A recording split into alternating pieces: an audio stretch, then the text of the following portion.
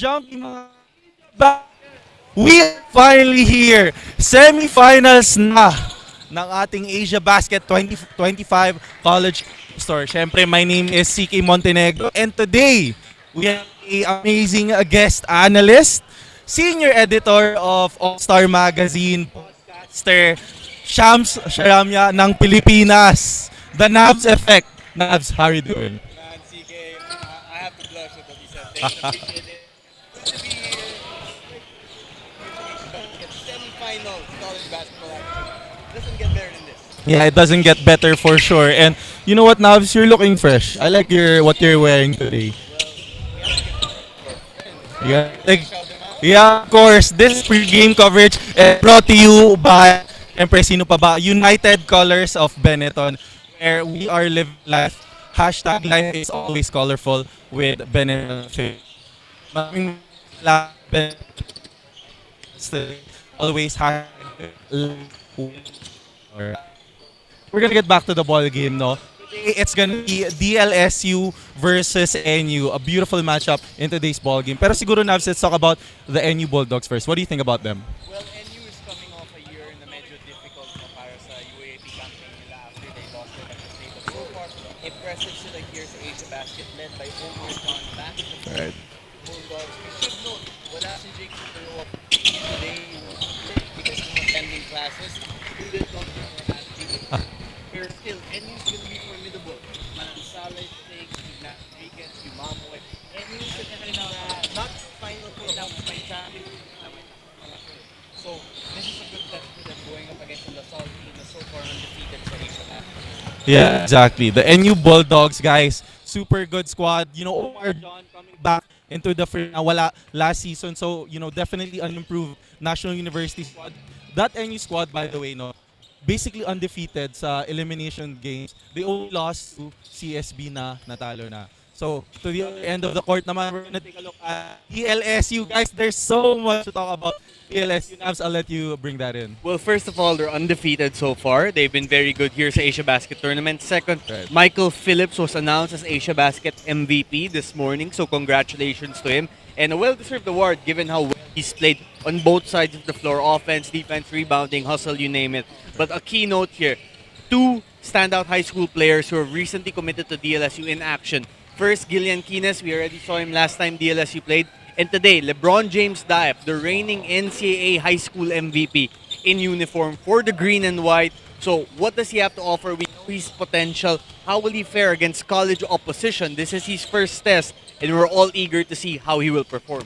I'm hoping to see LeBron James Diep get some minutes today. And sobrang interesting, you know, Nabs, kasi LeBron recently faced off against Gillian Kines in the Yes, the NCAA high school. finals, right? Yeah, finals, yeah. You know, and now see them as teammates in our Asia Basket tournament. So it's gonna be an exciting matchup between, you know, LeBron James Diep and of course, you know, the NU Bulldogs. Let's see how Diep will fare with his team right now. How are you feeling about, you know, the head-to-head or LeBron James Diep heading into this game? Well, I don't think the expectations will be super high because yun nga, he only committed yesterday. He's only had one practice so far with the Green Archers. So today's his first game with the team. I don't think LaSalle's coaching staff is going to throw him into the fire completely because yun nga, semifinals game also. But if we see him in spot minutes, see what he's capable of in little glimpses, why not? It's a sign of what could be to come for the green and white. All right. We're gonna tune in to see LeBron James Diep later. And syempre yung tutulong sa atin to get more information in today's ball game, it's gonna be our courtside reporter, Flo Del Agua. Thank you.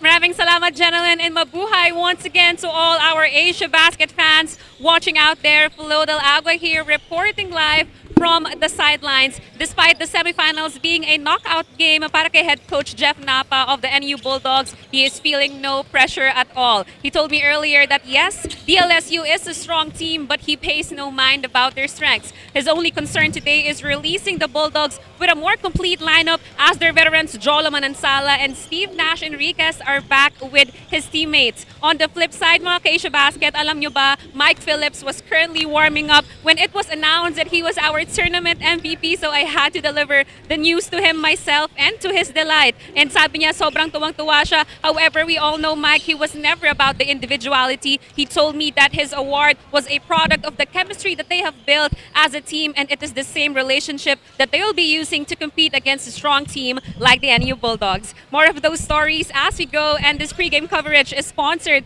by the United Colors of Benetton. But in the meantime, back to you, CK and Naps. All right, thank you so much, Flo. And you know, I'm so excited. It's first time I'm doing this with a partner, and syempre, it's an honor to have Navs here in the building. The honor is all mine. CK, nice to be here with you. Shout out to our guys, si Pat and si Jai, for having me here. I've been watching Asiabasket for a while, and I'm excited to be here and be part of the action. All right, to everyone else who is excited, no, tingnan muna natin ang ating playoff bracket. So, nakita nyo naman yung journey ng NU Bulldogs beating the St. Clair Saints to face off De La Salle in their previous game. And on the other end of the bracket, you guys saw Ateneo naman, who will be facing off against San Beda. So CK, while we have a break in action today, there are interesting matchups to take note here. Omar John, like we said, he's an impressive FSA para sa NU. So how he will fare against Mike Phillips will be probably the matchup of the game to watch out for. Yeah. So back to, we were looking at the playoff bracket. San Beda did eliminate. You were talking about Omar John, no? They did only lose one game, and that was to CSB na na-eliminate na ng San Beda. So San Beda victorious over the Blazers. That was a tight game. John T. Miller had to explode for 33 points in that game, actually, Navs. And Ateneo, you know, it was actually a tight game. Let me talk about Ateneo versus Adamson game. That was a tight game. It was actually tied 41-all at halftime. And then for whatever reason, Ateneo went on a 21-0 run in the third quarter. That's not something a lot of college teams can do, Navs. Exactly. That was a very impressive performance by both Ateneo and San Beda. And Jan T. Miller turned on G. Sa arena nito, with Ateneo having quote-unquote home court advantage, will be something to watch out for. But of course, before that, we have Archers and Bulldogs, a UAP rivalry on tap. Exactly. So things are gonna get started in a little bit, but man, Ateneo and La Salle and NU, it's gonna be an interesting matchup. You know, the FSAs to Mike Phillips being named MVP, of course, part of that Mythical Five, and Omar John as well. So it's a coming out party para kay Omar John, one of his first tournaments na, you know, with this NU squad, and they're looking geared up and ready for their upcoming seasons, no? So I'm hoping Omar John can carry the momentum he's had throughout the elimination games into our game today. So I'm noticing, no, both teams actually have a similar play style in a sense that they like to play inside the paint. No, they do have shooters. No, make no mistake. Pero they like to play inside that paint with guys like Omar John and Mike Phillips. So interesting to see who's gonna win that battle of, you know, inside the paint. Yeah, I'm also interested to see which team establishes their preferred pace, because I feel La Salle at their best, they're running, they're getting out there, they're creating offense with their defense, and NU may be more of a half-court team, set it up, slow it down. Right. So it's always fun, no, to watch a team like La Salle who likes to play with a certain level of pace. Syempre, exciting yan Philippine basketball as we are getting our call-outs muna.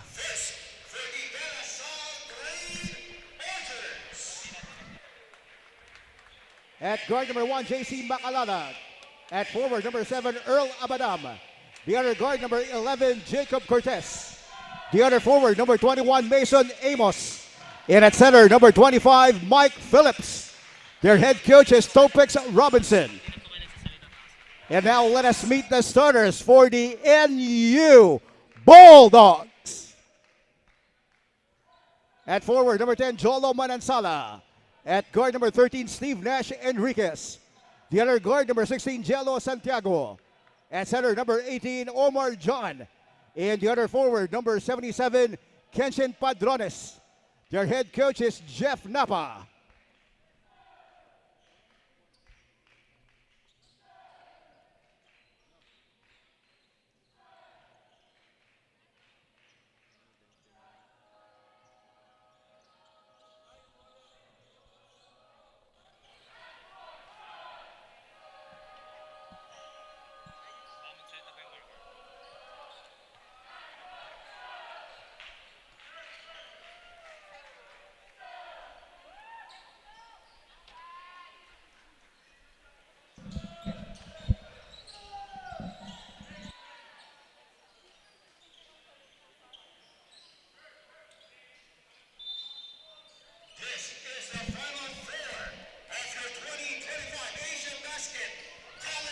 And there we go! NU starting it off in the first quarter with possession. And tama ka nga, Navs, no? Half-court set pinapakita muna dito ng NU. Let's see how they succeed with Omar John in the paint. Exactly. Interesting. We're gonna see which team establishes yung game plan na gusto nila first as Enriquez gets to the hole. Omar John could not get the putback attempt to go in. Yeah, and Mike Phillips, just a man among boys, honestly. He's such a big guy. And, you know, it's besides his size, talagang his motor talaga that he has for the game that, you know, is the reason why he's one of our top rebounders in our league, no? Exactly. And we should also note fifth playing season na ni Mike Phillips to us. That time good defense by Omar John to create the turnover. So mentally and physically, he's at his best we've ever seen since he's entered college basketball. Definitely. The maturity is on another level dito para kay Mike Phillips and of course the DLSU Green Archers. Let's see what Omar John can do inside the paint. Great defense there, but I believe there will be a foul called. It's gonna be on Abadan. Exactly, and that's one of the challenges no, of playing defense in college basketball. Obviously, you want to provide help defense, you want to fill in the gaps, but you need to do it fundamentally sound. You need to be in position, not going too forward. You need to go vertically because the refs are going to call a foul more often than not.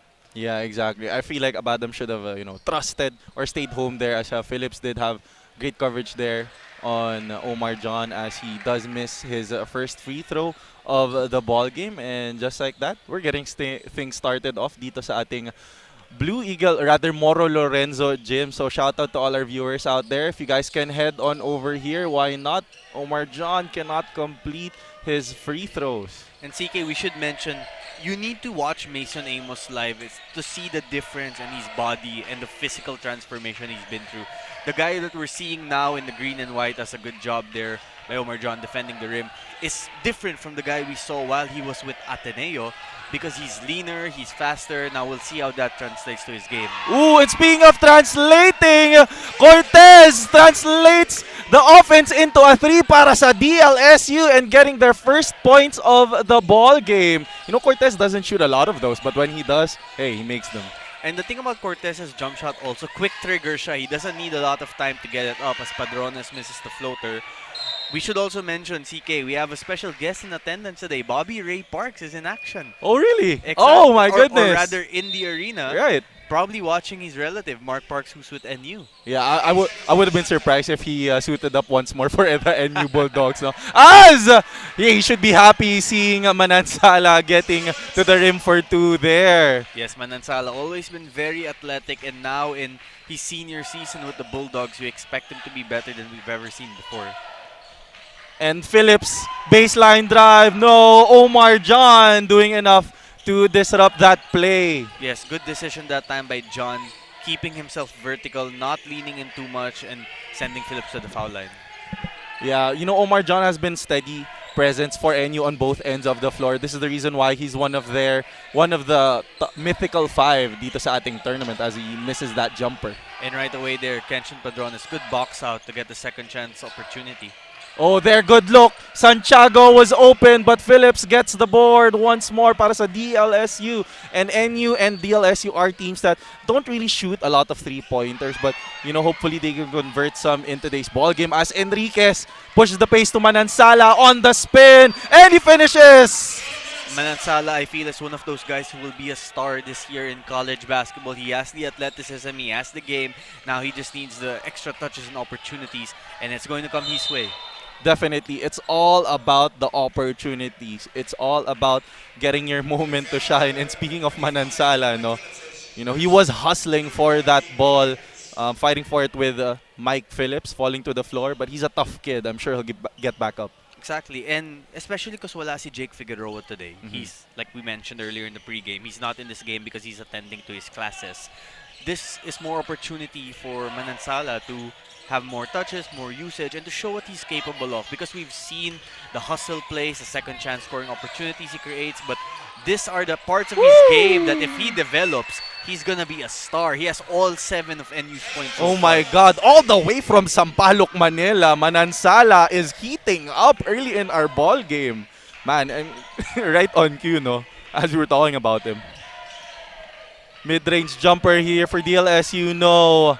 Second chance. Mason Amos. Yes! You leave Mason Amos wide open, and that time that was off a second chance scoring opportunity. He's gonna make that shot more times than not. Yeah, Mason Amos seems to really like the outside jumper, no? But speaking of outside, we're gonna go inside to Omar John for his first 2 points of the ball game. And that time, great patience by Omar John. Could have went up early. Maybe Mike would have blocked it. Instead, set himself up, use his post move, fundamentals, hook shot, went in. Yeah, and that's Omar John for you. We like that soft touch inside the paint. We're gonna take a look at a quick little replay. Oh, but that corner three for Amos. No, Phillips second chance. The fake, the finish. It's good for Mike Phillips. And you know, in the game of basketball, sometimes CK, it's as simple as who can create more opportunities to score, especially when you're going up against good defenses. And that's what maybe some people will call the cheat code of LaSalle, having Mike Phillips, because he's that good in providing second chance scoring opportunities. And speaking of second chance, Omar John tried to get the second chance here for the Bulldogs. And, you know, Mike Phillips is an outstanding rebounder as we take a look at this instant replay where he goes for the fake and tries to go for the finish here. And Cortez will swing it to who else? Mike Phillips. On the drive here. Oh, met by two blue shirts, and that's going to be a blocking foul.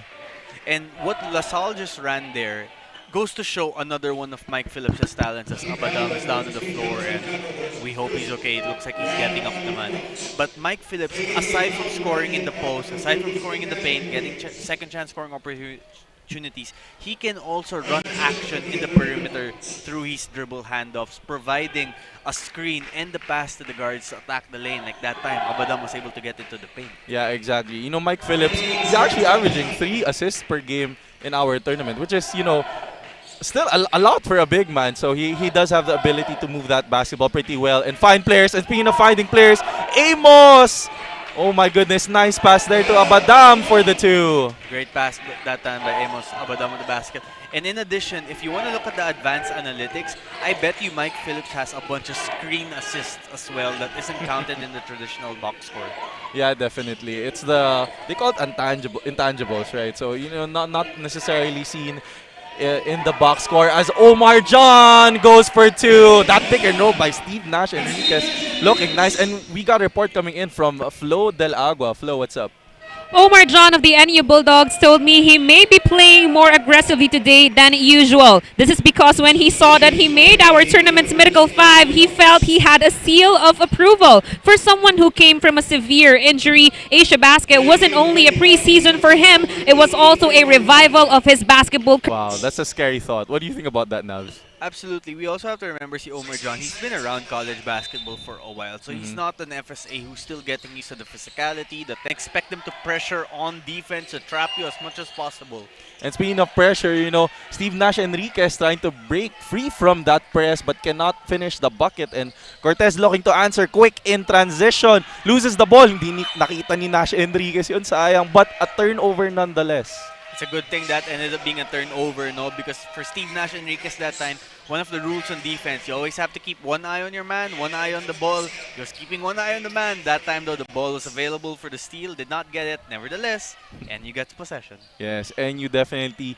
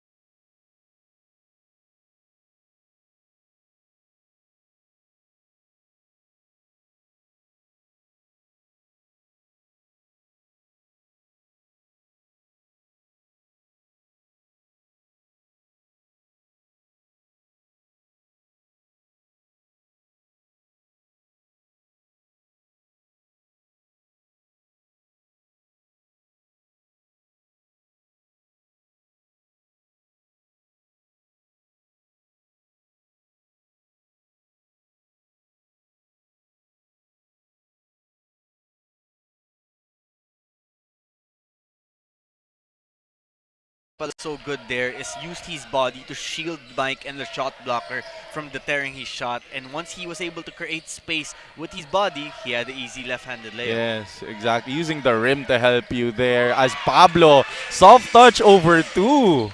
Great move that time by Luis Pablo, not forcing the action, going with the fake and then taking the floater. Francisco, short jumper, no. Couldn't get the long rebound, and the refs call it La Salle ball. And immediately, Coach Jeff Napa was not thrilled, looked at Francisco that time. Basically, didn't even have to say words, but his look said it all. Why do you have to rush that shot at them? Right. It was a good look for Francisco, so he didn't really have to rush it. But the NU Bulldogs almost take it away. Fight for the loose ball. Ends up with who else? Palachelo. Francisco will get another chance. The pass there to Garcia, and a foul by DLSU. And si Garcia, no, CK, that's one player I'm really excited for this season. Last year, his rookie season, not a lot of playing time, playing behind guys like Enriquez and Umami. But now, with 1 year under his belt, what will this former Adamson High School star do? I think he has the potential to be a great college player as well. He plays with great pace. He has great decision making. So we'll see what he's capable of. Tebel Garcia actually really stepped up in the absence of Steve Nash and Enriquez when he was, doing when he had a different tournament ongoing. So it's really nice that Tebel Garcia gets an opportunity to shine here, and hopefully he'll carry that momentum into future tournaments as we go along. And the fake there by Baclaan. The drive! Oh my goodness! Kian Baclaan gets the end one. And that's something that you learn as you play more years of college basketball. Kian Baclaan rejected the screen that time. And what do I mean when I say reject the screen? Instead of turning the corner where the screener is trying to deter your defender, you go the other way, catching your defender by surprise, and oftentimes it could lead to an easy lane to the rim. That time, Kian Baclaan did it. And guess which other great NBA player used to love rejecting screens? I'll give you a hint. He plays for my favorite NBA team. Ooh. Are you talking Kobe? Nah, Dwayne Wade. Dwayne Wade. The one and only wow. Flash. Oh yeah, he definitely loves playing with the screens. Dwayne Wade, that's for sure. And Kian Baclaan, pretty much just as fast as Dwayne Wade on that play to get to the cup for two amongst the threes there. That was tough for Kian Baclaan. And speaking of tough, Reynard Humamoy. My goodness. You love to see that from Umamwe, and right now hopefully he's okay. Looks like he got a little hurt there. But before the defenders were able to set themselves up, attack the paint right away and use the glass. Use the glass, bank shot, went in, plus the foul. Yeah, exactly. It's a little, simple basketball, not too many dribble moves. Just a jab, quick first step, rejecting that screen, and gets to the cup for two. It feels like, Reynard Humamoy taking a play off of the book of Kian Baclaan in that moment. As Humamoy cannot complete the three-point play, and will try to answer back. Didn't bend his knees in that free throw. You have to do that. Gotta take your time, as Mark Parks is in the game, by the way, for the NU Bulldogs as well. Pablo swings it. The fake. Oh, great defense there. Mid-range jumper is good.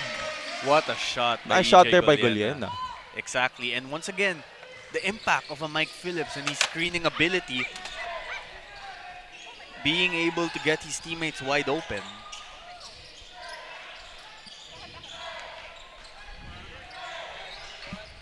All right, we have a little off-court action happening here, Navs. Will be good as the jumper here by Palachelo is good. And the NU Bulldogs, you were talking about that earlier, Navs. The Bulldogs really like to go to that half-court set. And so far, I think it's working for them. And we should remember also about the Bulldogs. Last year in the UAAP, they beat LaSalle, one of the only teams to beat LaSalle in the elimination round. And also, they saw close in the other game before Kiambao hit that game winner. Right, that's going to be exciting to see how that former matchup, what do you call this? NU has the number of DLSU. So DLSU probably has that in the back of their minds in this game. As, they're keeping in pace. It's 21-22 right now. What I love about NU, it doesn't matter who they face. They will go into every game believing that they should beat the other team. Definitely. I can tell it now as, Joloman and Salle with that hot start, Omar John as stable as he is, and the other guys stepping up for the Bulldogs as well. We're gonna see if DLSU can maybe try and get a more comfortable lead, try and break away from this game. They're gonna need that to, to stifle the dangerous NU Bulldog squad. As we have free throws coming through here for DLSU. That is Andre Dungo shooting two and knocking it down for the Green Archers. And just like that, we end the first quarter. What a first quarter we have here. 23-21. What a competitive ball game, no, Nabs? Very competitive, very exciting. Two very well-coached teams going at it. I can't wait for the rest of this game. All right, we're going to take a quick little break here from me and Navs. Stay tuned here sa ating Asiabasket 2025 College Campus Tour.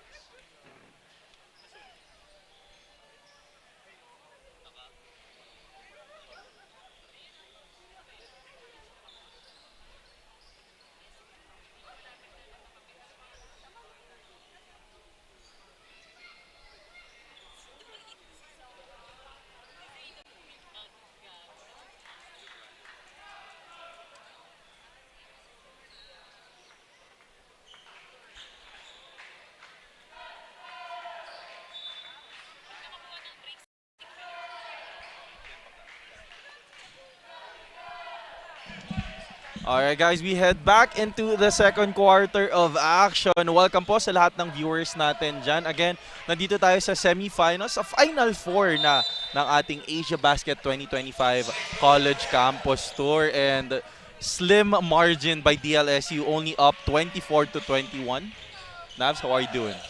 Very good. Exciting game so far. Good pace, good action, and a lot of second chance efforts by both teams. You can see na eager talaga to win this game.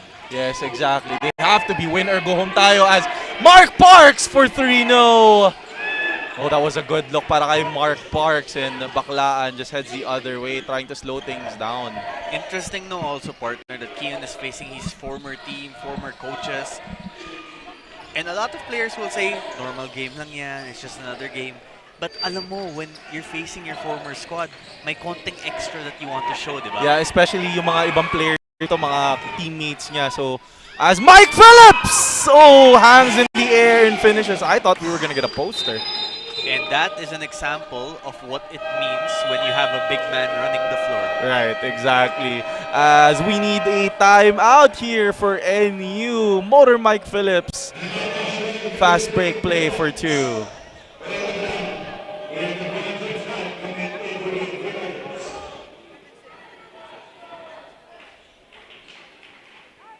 We take a look at the Sundry Food Hall instant replay. Motor Mike Phillips running the floor. Reward your big man, Andre Dungo. I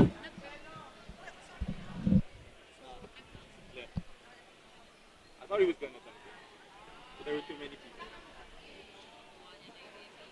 Feel free, just take it. No worries.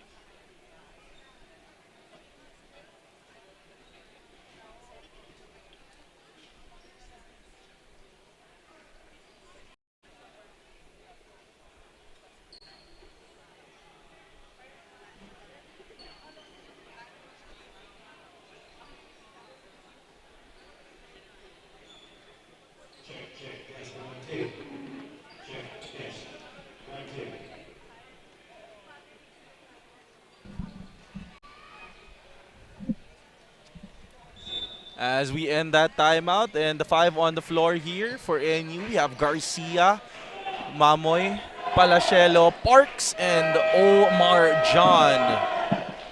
DLSU in the ball game, Guliena, Abadam, and oh my goodness, Navs! It's our first look at who else? LeBron James Dive. Man who has taken his talents. The man who has taken his talents to Taft Avenue, now on the court at Moro Lorenzo. And interestingly enough, Ateneo was also one of the teams who were trying to recruit LeBron James Dive.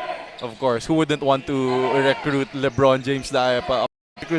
Coming off of that NCAA finals run, and tough in the paint here is Palacelo for two. And immediately, Daep gets his welcome to college basketball moment, matched up in the post against Palacielo, who probably has 20-something pounds extra on him. The moment Palacielo noted that he had a rookie defending him, went with the spin, got to the rim, got the foul, and that's what veteran players do. Both teams shooting well from the field. NU is 10 out of 20 and LaSalle is 9 out of 20 from the field. So efficient field goal shooting performances. Yeah, it's really nice to see this kind of basketball right now. A lot of great playmaking from both squads. It's the semifinals, it's the Final Four. Everyone's stepping their game up. Let's see how LaSalle can step up and maybe make this lead a bit more comfortable as Kian Baclaan is being hounded by Parks. And good matchup to note here. No Mike Phillips on the court for DLSU, while Omar John is in action right now for the NU Bulldogs. So a bigger lineup for NU with Palacielo, Omar John in there. Even Park quite tall in the wing position, while DLSU a little bit smaller right now. So it's also a contrast in styles. Yeah, definitely. As we got Kian Baclaan heading to the free throw. And we were talking about Kian with Flo a while ago. Flo, what you got for us? As if this game isn't juicy enough, this is also Green Archer Kian Baclaan's first time in a long time going against his former team. Kian was humble enough to admit that if it weren't for NU, he wouldn't even catch the attention of Coach Topex. In fact, he shared that wherever his career takes him, there will always be a part of him that plays like a Bulldog. He does recognize, however, that his former teammates' familiarity with his playing style could be a challenge today. Gayunpaman, it goes both ways, as he is also very familiar with the plays and the strategies of his former home. Brought to you by Hoop Junkie, CK Navs. Yeah, it does look like Kian Baclaan as Debol Garcia sprints to the bucket for two. Kian Baclaan does seem like he's familiar with the set plays here of NU as he's able to manufacture some free throws for himself in the earlier possession. As Baclaan, oh my goodness, Flo, he is definitely familiar, and it looks like Kian knows how to work his way around the NU defense. And that just goes to show the IQ of Kian Baclaan, as Yumamoy cannot answer back with a jump shot. But going back to that last play, Baclaan with a pass. Nice bounce pass by Baclaan to Abadam for the easy two. You were talking about the IQ, Navs. Yes, exactly. And in that play where he made that layup, he noticed Mark Parks on the right side of his hip, so that the left side wide open, and he took advantage. As again, Palacielo, the classic mid-range jump shot. The mid-range game isn't dead, people. It's not dead. Yeah, NU loves the mid-range game. Guys like Palacielo and, in their last game, Kenshin Padrones, I believe, had a lot of points as Pablo gets to the cup for two. So many pick-and-roll actions coming in from DLSU, and the pocket pass really looking nice for the Archers. Oh, that's a great collaboration because Pablo knew exactly what spot on the roll he had to get to, and Jacob was able to deliver the pass.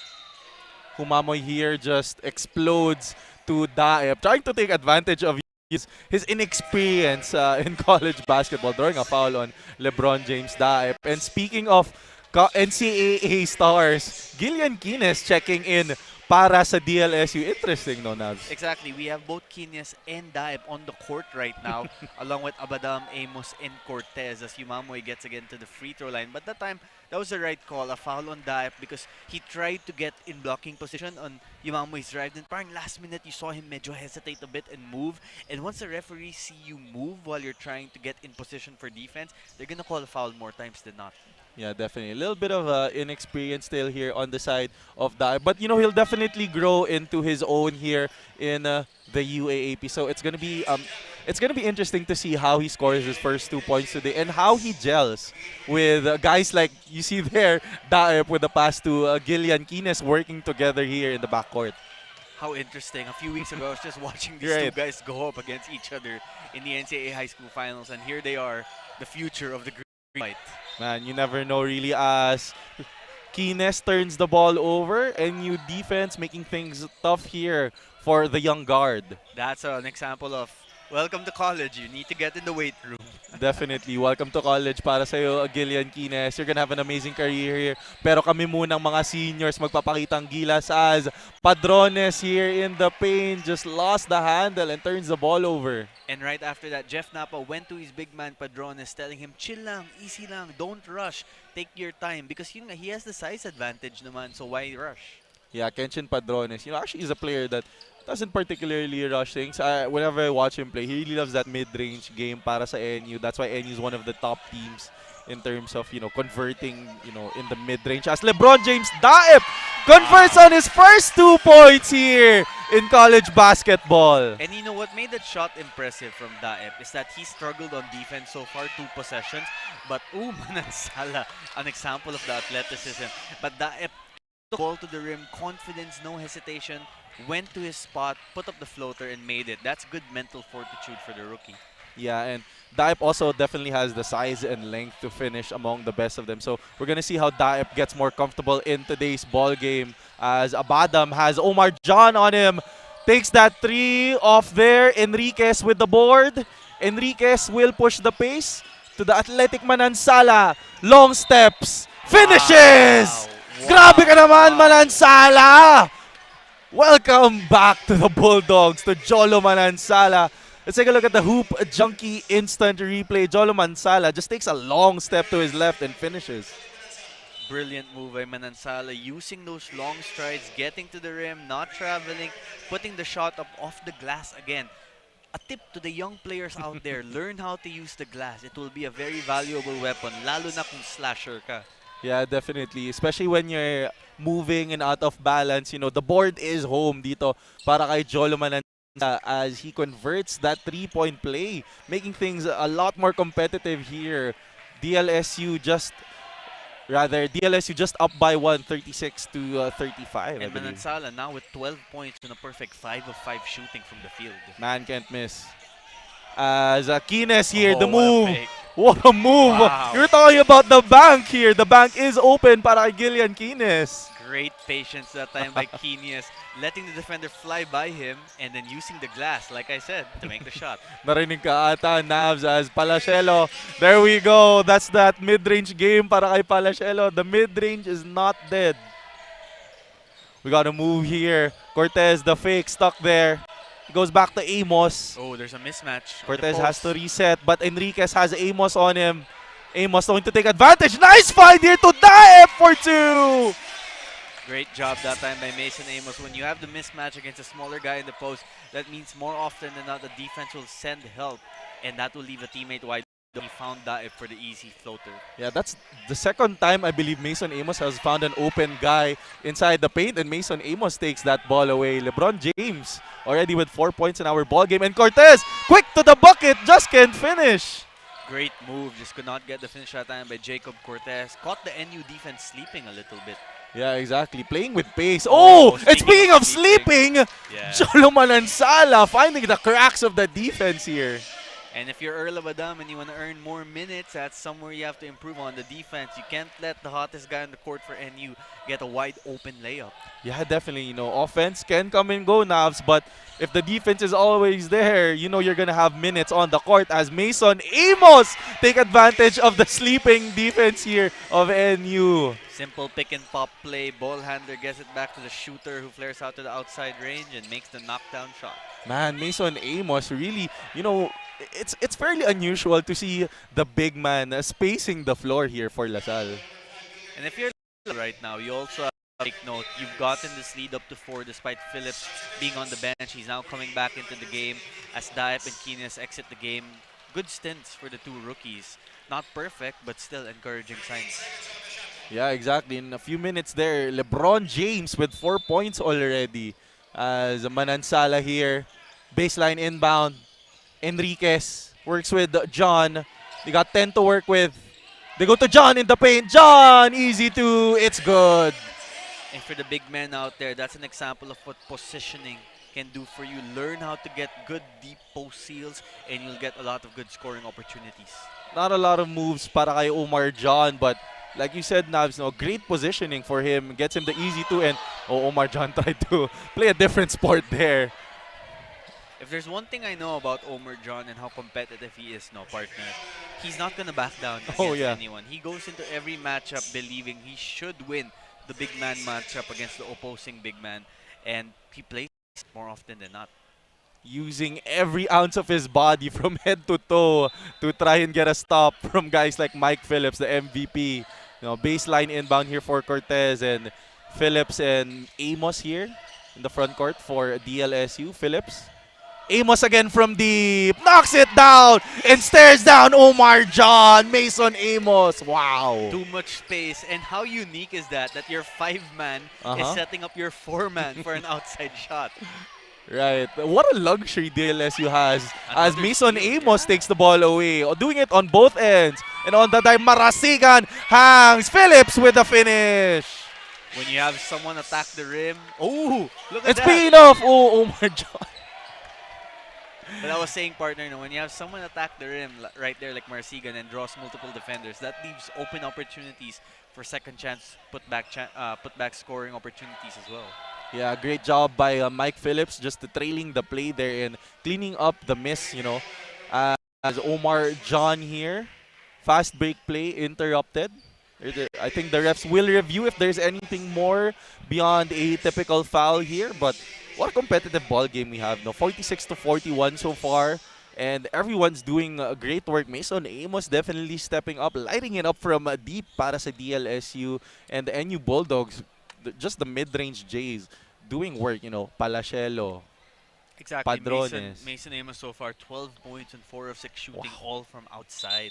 And he's played some good defense as well. He's allowed teammates to, he provides spacing. That's what Mason Amos does. He provides spacing and gravity. Now, what does that mean?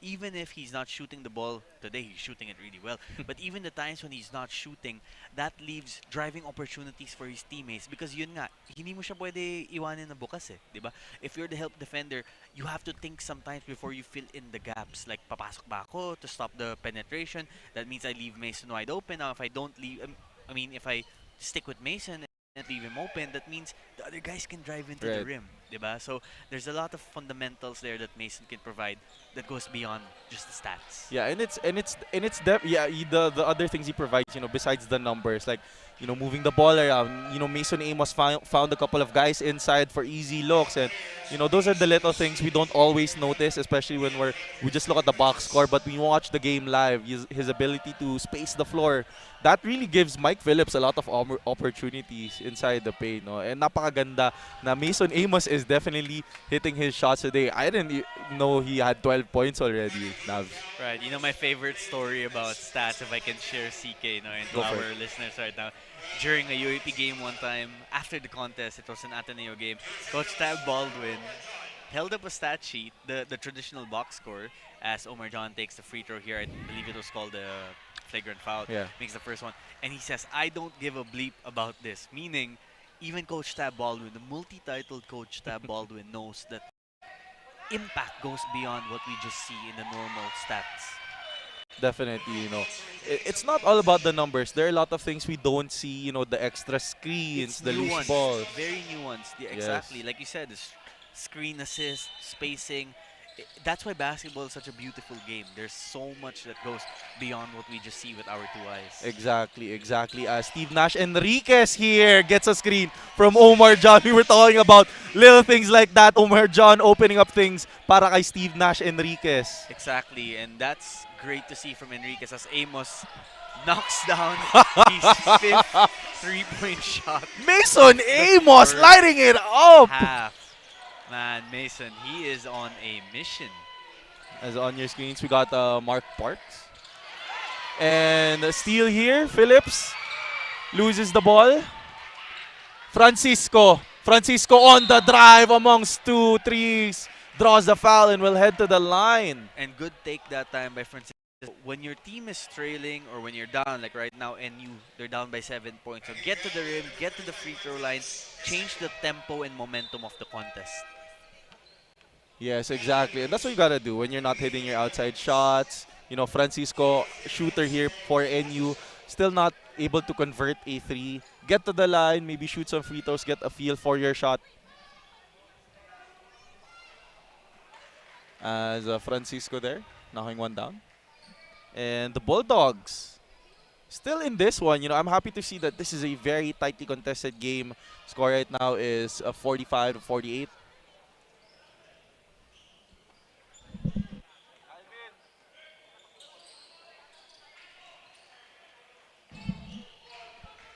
And there we go. The Archers head back in this one. Baklaan. Kian with the ball. Kian here off the pick. Kian on the drive. Off the glass. Draws a foul. Sabi ni Francisco, wala daw. Tinulak daw. It's all about positioning, pare. Sometimes when you can get to your spot, and Right. if yung defender humahabol instead of hinihintay ka, that could be the one that leads to the fouls. Definitely, as Francisco vehemently trying to explain to the ref that he was pushed by Kian, but Kian here definitely, no, from the NU program, literally like a bulldog, very tough, built very tough here for the Archers, able to head to the line and convert Exactly. his first. Kian's had a very interesting journey, no? Because remember, he played for LaSalle Zobel sa high school. Mhm. He committed sa UST when UST was under coach Alden Ayo. He ended up going to NU, and then he ended up, as he would say, coming home to DLSU. Diba? Right. So, even Jacob Cortez, he had an interesting journey. He Right, was right. LaSalle Green Hills, tapos nag-UST, tapos nag-San Beda, and now he's back to DLSU. Definitely, you know, the basketball journey of our Philippine players is always an interesting Wow. one. And speaking of interesting, Manansala lighting it up in today's ball game. Not the player I expected to light it up the box score as he hits a three here para sa NU. People who have watched college basketball will not be surprised when Manansala takes the next step in his career this season. But those who might be surprised, just remember, this guy has always been good, and now na may opportunities na siya as a senior on the team, we're seeing what he's fully capable of and the hard work that he puts into improving his game. Yeah, definitely, you know, Jolo Manansala, you know, the athleticism and the outside shot as Steve Wow. Nash Enriquez hits from outside. And man, we're experiencing a shootout here in Moro Lorenzo. Speaking of Steve Nash Enriquez, we know what he's capable of as a playmaker, setting up teammates. We've always seen if he can take that next, or wondered if he can take that next step as being a scorer, and that's a good sign. Yeah, definitely. As Pablo here in the paint. Good footwork but could not finish. Omar John doing enough to disrupt the shot of Luis Pablo and Steve Nash Enriquez. You were talking about him a while ago, you know. One of the players that should look to score here para you to open up his teammate. As he finds Francisco from downtown, all the way from Sampaloc, Manila. Paul Francisco knocks it down. My goodness. That's a 9-0 run by NU, all on three-point shots and a forced turnover. Great way to end the first half here. Ooh, for the no Bulldogs. look. That was a nice pass, but second chance by who else? Ian Jolo Manansala. Manansala. Wow. My God. And the Archers need a timeout as the NU Bulldogs coming up away with a 4-point lead, 57 to 53. We're gonna head back into the action in just a little bit. Grabe yung pinapakita dito ng NU Bulldogs.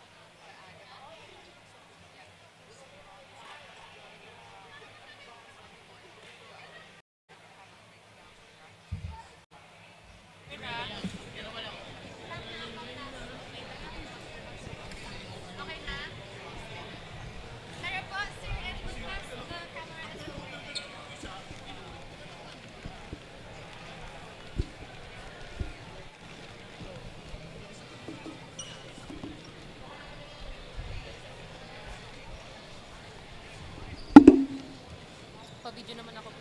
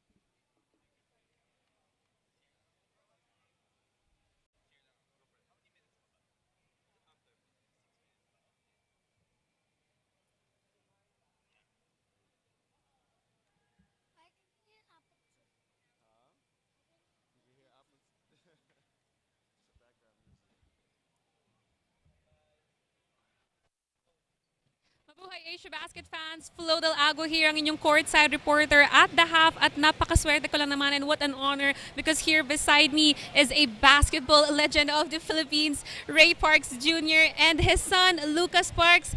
Thank you so much po for joining. Thank you so much for having us. Ang karangalan na ma-interview niyo ko. So thank you so much for the opportunity to speak and just be here, honestly, support. Sir Ray, since your career is flourishing right now, I mean, the NU Bulldogs was once your home. I just want to ask, coming from that history that nagkakaroon ka rin ng preseasons in the past, how different has it been looking at the quality of preseason that you have in front of us right now? To be honest, the quality of the preseason has been more competitive, and I'm glad that our grassroots basketball has really been flourishing and growing. So thank you for the opportunity for giving them this platform. Speaking of your younger brother earlier, Sir Ray, si Mark, he was sidelined for the length of the tournament, the former length of the tournament, pero nung pagkabalik niya, nag-player of the game kagad. Do you have any thoughts about that? That's great. He just has to continue to grow and learn and continue to work hard and be a student of the game. Para naman kay Lucas, I have a very easy question for you, Lucas. Do you also want to be a basketball player like your father in the future, maybe? Yes.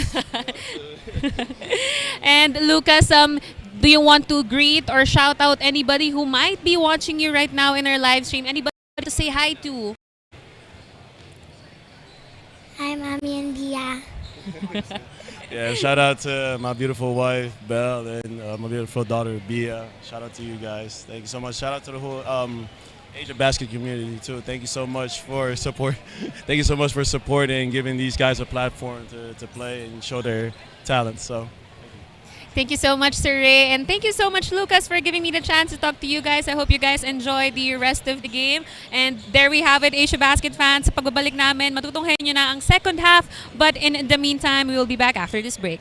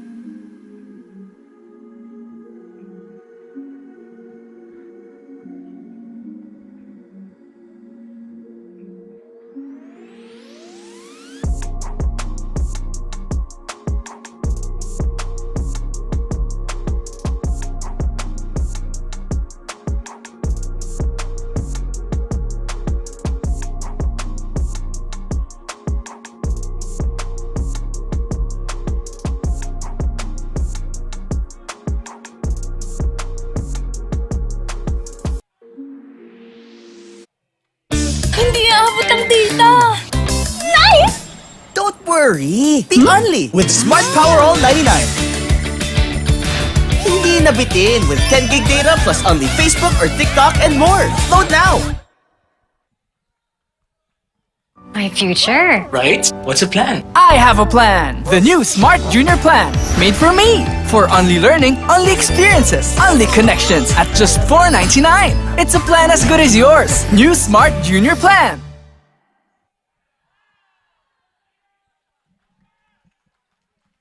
And we are heading back into the third quarter of action now. Says the Animo squad is in full effect. Grabe. Absolutely. Vincent T, popular LaSalle alumnus, getting the DLSU crowd hype up. But going back to the game, partner, as exciting as that first half was, both teams combined for 110 points in 20 minutes.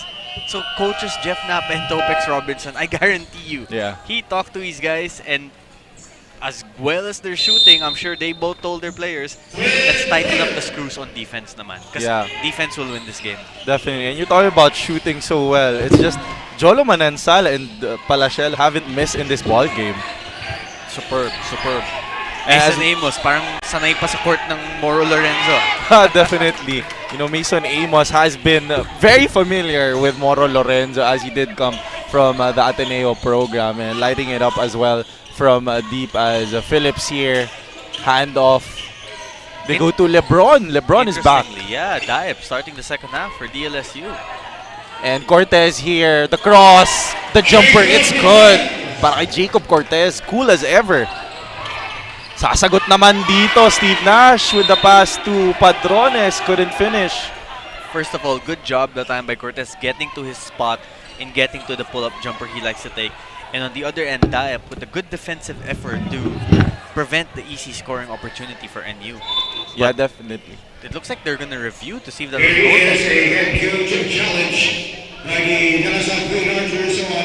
Alright, and you heard it here, Naveen. They're gonna look to challenge that play to see that to see who got the ball there. But you're talking about, you know, Jacob Cortez. The way Jacob Cortez plays, it's never rushed. Parang he just gets to his spots, you know, finds cracks in the defense and just finishes with ease. It never feels like his game is ever forced. That's what I like about Jacob Cortez. Exactly. As we're looking at the review here, this was the Cortez shot, but we're gonna see the play right after. That's what the referees are looking at. So we see a layup attempt by Padrones. Okay, we're gonna get it on the camera shortly. So there's a coach's challenge, but what they're challenging, we'll try to find out shortly. Ooh, are they challenging the shot attempt? I think they might be arguing who touched it last between Omar John and Phillips on that play. Both players did have hands on the ball. And that's the tough part. Exactly. That's the tough part. And I think they've come to a decision. They saw that, they saw, I believe Omar John touched it and...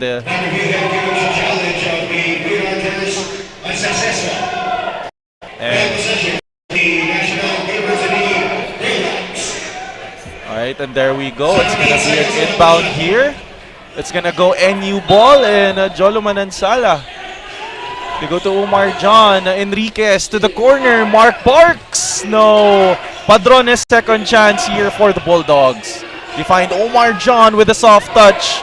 Can't finish and the Archers have possession once more. That's a good shot attempt that time by Omar John. If there's one way to avoid the shot blocking abilities of Mike Phillips, you need to go with the floater from 10 to 12 feet out. Yes, definitely. As Mike Phillips here. They go to Cortez here. Tries to go one-on-one with Enriquez. The fadeaway by Cortez is good. Nice touch by Jacob Cortez. That's also IQ by Cortez. He knows that Enriquez has the speed advantage over him, but Cortez has the height and physical advantage over Enriquez. So what does the point guard do? Goes to the post. Definitely. Jacob Cortez really likes working in that mid-range area. That post play, that post little fade away galing sa kanya. But Steve Nash Enriquez answers with a big three. And that's why we want to see Steve Nash Enriquez take more jump shot attempts, partner, because he's capable of knocking them down. And if he can show himself as a scorer in addition to his passing, he will be a great pro. Definitely, as you know, he was named after a great NBA player in Steve Nash. That he likes to play like him. He already has 8 assists in our ball game. As Jolo Manansala tries to finish over Phillips. Loose ball. Manansala finds it. And Manansala resets to Steve Nash. Pero, partner, pinag-usapan nga ni Steve Nash once he started to look to score, it opened up his passing ability. Finding Mark Parks in the corner here. And Kenshin Padrones, second chance once more for the NU Bulldogs. Padrones here. Fades. No. Omar John, that's another second chance para sa Bulldogs. No. Third, fourth, fifth chance for the Bulldogs. Mark Parks finally finishing effort for the Bulldogs. However, quick NU answer. Exactly. NU not getting position on defense after scoring there, and Cortez takes advantage. And you take a look here as Jacob Cortez here gets the finish for the Bulldogs. No? Hindi pa nga nakaka-settle in ang ating, as we take a, and still with the lead. Enriquez, Manansala, Steve Nash, they look to go to Omar John. They're working on that pick and roll. Oh, John here on the inside. That's 2 white shirts. Fight for the loose ball. Ends up with Cortez. Great defense by that. Great defense by the young rookie. They go to the corner. Going in. No. Second chance by LeBron. James knocks it down. And Flo's got a story for us. Asiabasket is indeed a tournament of firsts as another debut here is NCAA Juniors MVP LeBron James Daep. More than anything, LeBron wants to clarify that coming to DLSU was his personal choice. Kwento niya, it was a year back when the Perpetual Juniors had a tune-up game against DLSU and he thought back then, I want to be part of them someday. The Green Archers head coach also expresses his gratefulness with LeBron's yes. As Coach Topek said, after losing KQ, LeBron may just be the next guy we can develop. Big words from my Hoop Junkie Report. Do you agree, CK and Navs? Man, I definitely agree. Ang ganda ng pinapakita ni LeBron James Daep. First look para sa kanya dito sa college basketball. What do you think, Navs? Well, so far, how he's been playing has been impressive. We've seen so far this quarter, the defensive effort to avoid the easy layup for Padrones kanina, the defense of Omar John to lead to the turnover, and then in the same sequence, he goes down to the other end, gets the offensive rebound, gets the putback shot to go in. So it's not like he's forcing the situation. He's playing within the game, but he's still making an impact. As we were having some yakety-yak and we got an injury coming in here. Hopefully, that's Manansala. Yeah. It looks like maybe it's cramps. We'll see. Hopefully he's okay. Because he's been playing great. I mean, hey, if you're gonna score 19 points in 16 minutes, talagang baka mag-cramps ka talaga. The effort of Manansala in this game will not go unnoticed, and we'll get a report coming in shortly as the Archers here over Parks can't finish. John with the board. And Omar John looks to his general, Steve Nash Enriquez. Go to the post. Kapasok lang nito ni Palacielo. Cross court to Nash. Enriquez taking his time. 6 to work with. Nash. Nice pass to Omar John. Eyes on the back of his head. Great job by Nash. Feeding Omar John. And now NU ahead by 5. Staying in control of this game. Yeah, Steve Nash and Enriquez already with 8 points and 9 assists. Trying to go for that double-double. And Jacob Cortez, in his bag. That's his move. That's his move, Navs. That crossover pull-up reminds me of his dad. Definitely. He definitely takes from someone. No? If you guys don't know, Jacob Cortez, the son of Mike Cortez, definitely forging his own way into the annals of Philippine basketball history as Palacielo throws that ball up, and I believe it's going to be a DLSU ball. We have Pablo and Amos checking in now. Remember, they knocked down 5-point shots in the first half as Phillips exits the game. And we'll see how NU counters. They're going to keep... No, John is also going to sit down. So both teams without their big men right now cling to a 3-point lead. Yeah, definitely. We're gonna see how Pablo can benefit out of Amos definitely attracting a lot of presence on the outside here as the drive here. Same move, different result. Makalalag here gets 2 here para sa Green Archers. And good job that time by Makalala getting to his strong side, his left hand, and finishing at the rim. He's a great shooter. If he can add that layup package to his game, he'll be much better. Definitely welcome contribution as Tebol Garcia, another steady guard for the Bulldogs, knocking it down. Soft touch off the glass. Another lefty with the capability to knock down shots. And Pablo here hands it off to Guliena. Guliena on the drive, kicks it. Jacob in his bag. It's that mid-range game. Oh, sweet jumper para kay Jacob Cortez. Napakaswabe. Yeah, he has a great rhythm right now. Jacob Cortez does. I believe that's 8 points or 9 this quarter alone. And a lot of those have been in pull-ups. Yeah, 12 points na para kay Cortez. And those are looking like practice shots, honestly. You know yung mga one dribble pull-ups. And speaking of practice shots, Francisco with a big 3 for the Bulldogs. It amazes me how talented and skilled college basketball players are nowadays. This might be a hot take, but I feel, CK, now more than ever, college basketball players are better than ever. Yeah, definitely. Grabe talaga yung shooting ng mga batang to. But the difference might be the hustle and heart as Mason Amos loses his man, free for the jumper but can't knock it down. No? Ang ganda, grabe. Sobrang efficient actually ng both teams. Not really missing too many shots as Humamo here. Go to Palacelo in the post.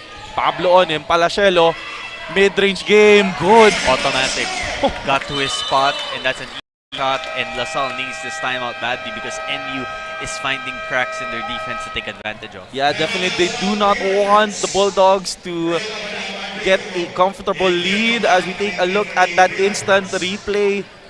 Sunday Football instant replay. PJ Palacelo smooth on that jumper.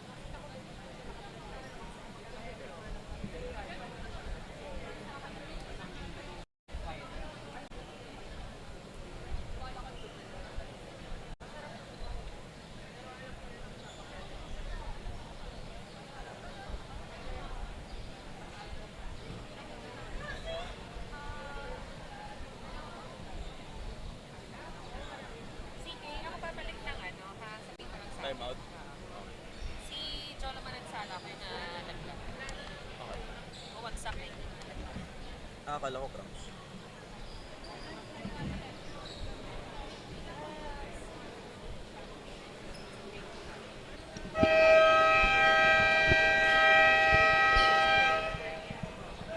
A quick hoop junkie update on NU Bulldogs number 10, Jolo Manansala, who is currently being iced on the NU bench. Their physical therapist, Sir Shari Moreno, explained na tuhod daw kasi ang left quads ni Jolo and the pain was extensively felt because natuhod din ang same area na ito just this week, so it was a bit sensitive pa. Sir Shari assures that there's a big chance to pa si Jolo for the remainder of the match. Your thoughts, gentlemen?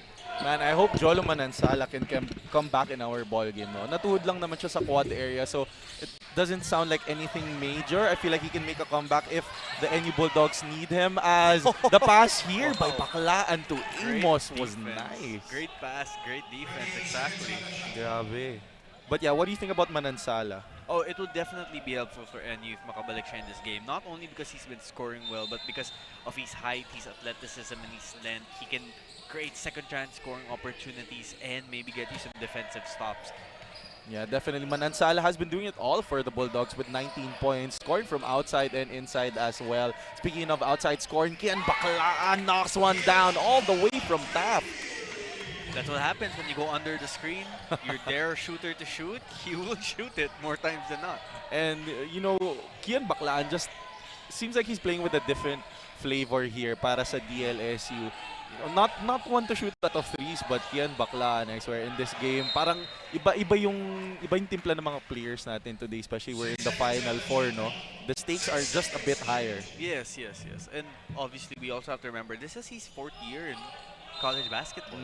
4th season na. So, this is a senior who knows what his strengths are, knows how to play well. And DLSU is expecting big things out of him this season as LaSalle forces a shot clock violation. Yeah, great defense there by the Green Archers. We only got 2 minutes and 16 left in the third quarter. LaSalle will try to look and go into a run here off of the last shot by Kian Baklaan. Interesting Keeping note, things close. partner, LaSalle hasn't inserted Bright Noangco yet in this game. So, aside from having Phillips out there, you can see they want to go small, maybe play with pace, faster, spread the floor out as Baklaan. Talk about willing the ball into the basket.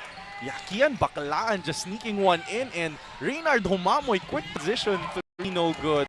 Grabe naman yung laro doon ni Kian Baklaan. And the pass here to Abadam. Oh, dangerous here by Garcia.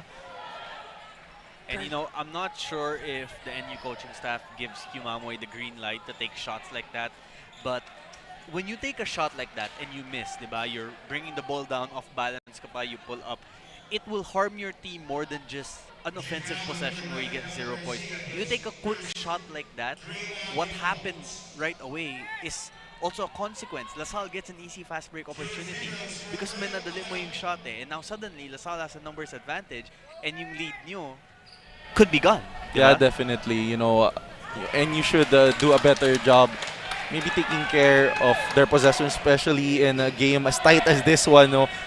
DLSU is a team that you can't have any margin for error. Hindi ka pwede magkamali talaga against the Green Archers. You know, a few missed shots there, a few rushed possessions, and just like that, the Green Archers could be back in this one as... And also, NU's been playing very partner. Diba? You have to keep that strong play going because you have a chance if you're NU to win this game and boost your confidence. Yeah, ang ganda na actually ng pinapakita ng Bulldogs. Their ball movement has been on point here as De La Cruz, soft touch, no. Baklaan with the board. Fast break here. Wala pass by Dungo. Nice pass to Abadam for 2. And you were saying, partner, no? You can't make errors. You can't rush opportunities as DLSU on top na, 76-74. The move here by Garcia, the soft touch. There's that $1 million move, 10-cent finish, and Mason Amos impending presence here in the paint para sa DLSU. Bro, I can tell you this. Mason Amos wants to change his reputation as someone who's not a good defender. He feels like that's unfair, and he's putting in the work, and so far today, we have to give him credit. At least for today, he's doing well on defense. Ooh, what a pass here. Pocket pass by Kian Baklaan to Luis Pablo for the easy 2. Baklaan has just had total command since he's entered the game here in the third quarter. Yeah, definitely get it to go. And the rebound here by Luis Pablo. And I think in the earlier play, oh, Baklaan here. Ow. Ooh, that's tough. Alright. Aray ko po. I think Kian Baklaan tried to go over Palasiello with the ball and he just met the elbow. He got hit on the Palasiello. ribs, it seems Yeah. like, but hopefully he's okay. He tried to do the, again, Dwayne Wade over the head, Yeah. which Donovan Mitchell uses a lot also, the over the head move. And is NU in penalty situation right now? If they are, this could lead to free throws for LaSalle. And LaSalle, partner, look, let's remember, closing quarters, very important if you want the game. Second quarter, NU closed very strong. And so far here in the third period, LaSalle is in a 10-0 run to end the quarter. What a run here by the Green Archers as we got the Fireworks Circus Music Festival instant replay with Kian Baklaan trying to explode to the rim. Unfortunately, Palasiello, when a unstoppable force meets an unmovable object in PJ Palasiello. And tingnan natin, no, napakasipag ni Luis Pablo. Doing all the work, siya na rin nag-mop. Grabe. We can see Coach Topex Robinson not exactly thrilled by, shall we say, the foul call on Baklaan, and it looks like they might actually review it, partner, to see if it warrants more than just a common foul. Yeah, they're gonna talk about it here. A break in the action muna tayo, mga ka-Asia Basket and mga ka-Hoop Junkie. So guys, don't forget, syempre, follow Asia Basket dito sa ating YouTube channel, page, and of course, Hoop Junkie on all social media platforms. And syempre, kung malapit lang naman kayo dito sa Moro, Lorenzo Gym, head on over and catch the basketball action live. Iba talaga guys kapag live, and titingnan natin yung instant replay real quick to see if there's anything more beyond in that play. By the way, partner, while we have a quick break in action, shout out lang to everyone watching on YouTube and on Facebook. Thank you for watching Asia Basket. Thanks for spending your Saturday afternoon with CK and myself. Yeah. And hopefully you guys stay for our second game today also, Beda versus Ateneo. I believe for that game we will have our friends Nico Rocha and Mix Bustos calling the game, so we'll see.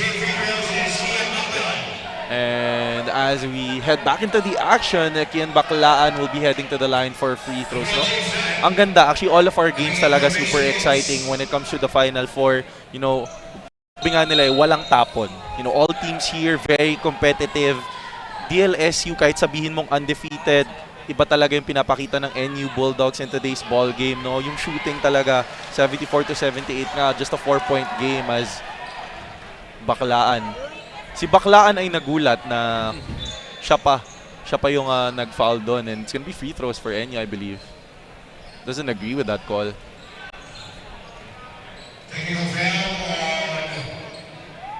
Oh, technical foul on Baklaan. Yeah. And that just goes to show that our players here talaga are very competitive. You know, they put their heart on their sleeve and just lay it all on the line for the game of basketball that we love. And that's a big free throw by Humamoy that ends a 10-0 DLSU run. And if you're NU, ayaw mo yung maghahabol ka ng sobrang taas na lead as you start the fourth quarter against a DLSU team with momentum. But Baklaan here with the chance to extend the lead to 4 or 5. Baklaan here heads to the line. Knocks one down. On your screens, Coach Topex and the rest of the DLSU coaching staff watching eagerly in the middle of a chess match here between Coach Jeff Napa of the NU Bulldogs. Batang Muntinlupa. He's very prideful about where he comes from.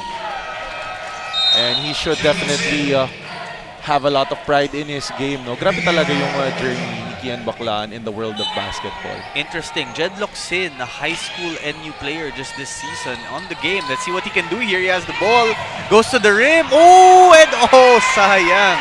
Good effort by the rookie though. And we can see Coach Jeff Napa, a smile on his face. You know, this is like, I believe this is Jedlock Sin's third game already in our tournament. So sayang naman, last shot attempt para kay Luxin. You know, favorite niya talaga yun. Actually, milig siya mag fast break play para sa NU as we head into the fourth quarter. Just a 5-point ball game. LSU 80-75 here in our Asia Basket tournament.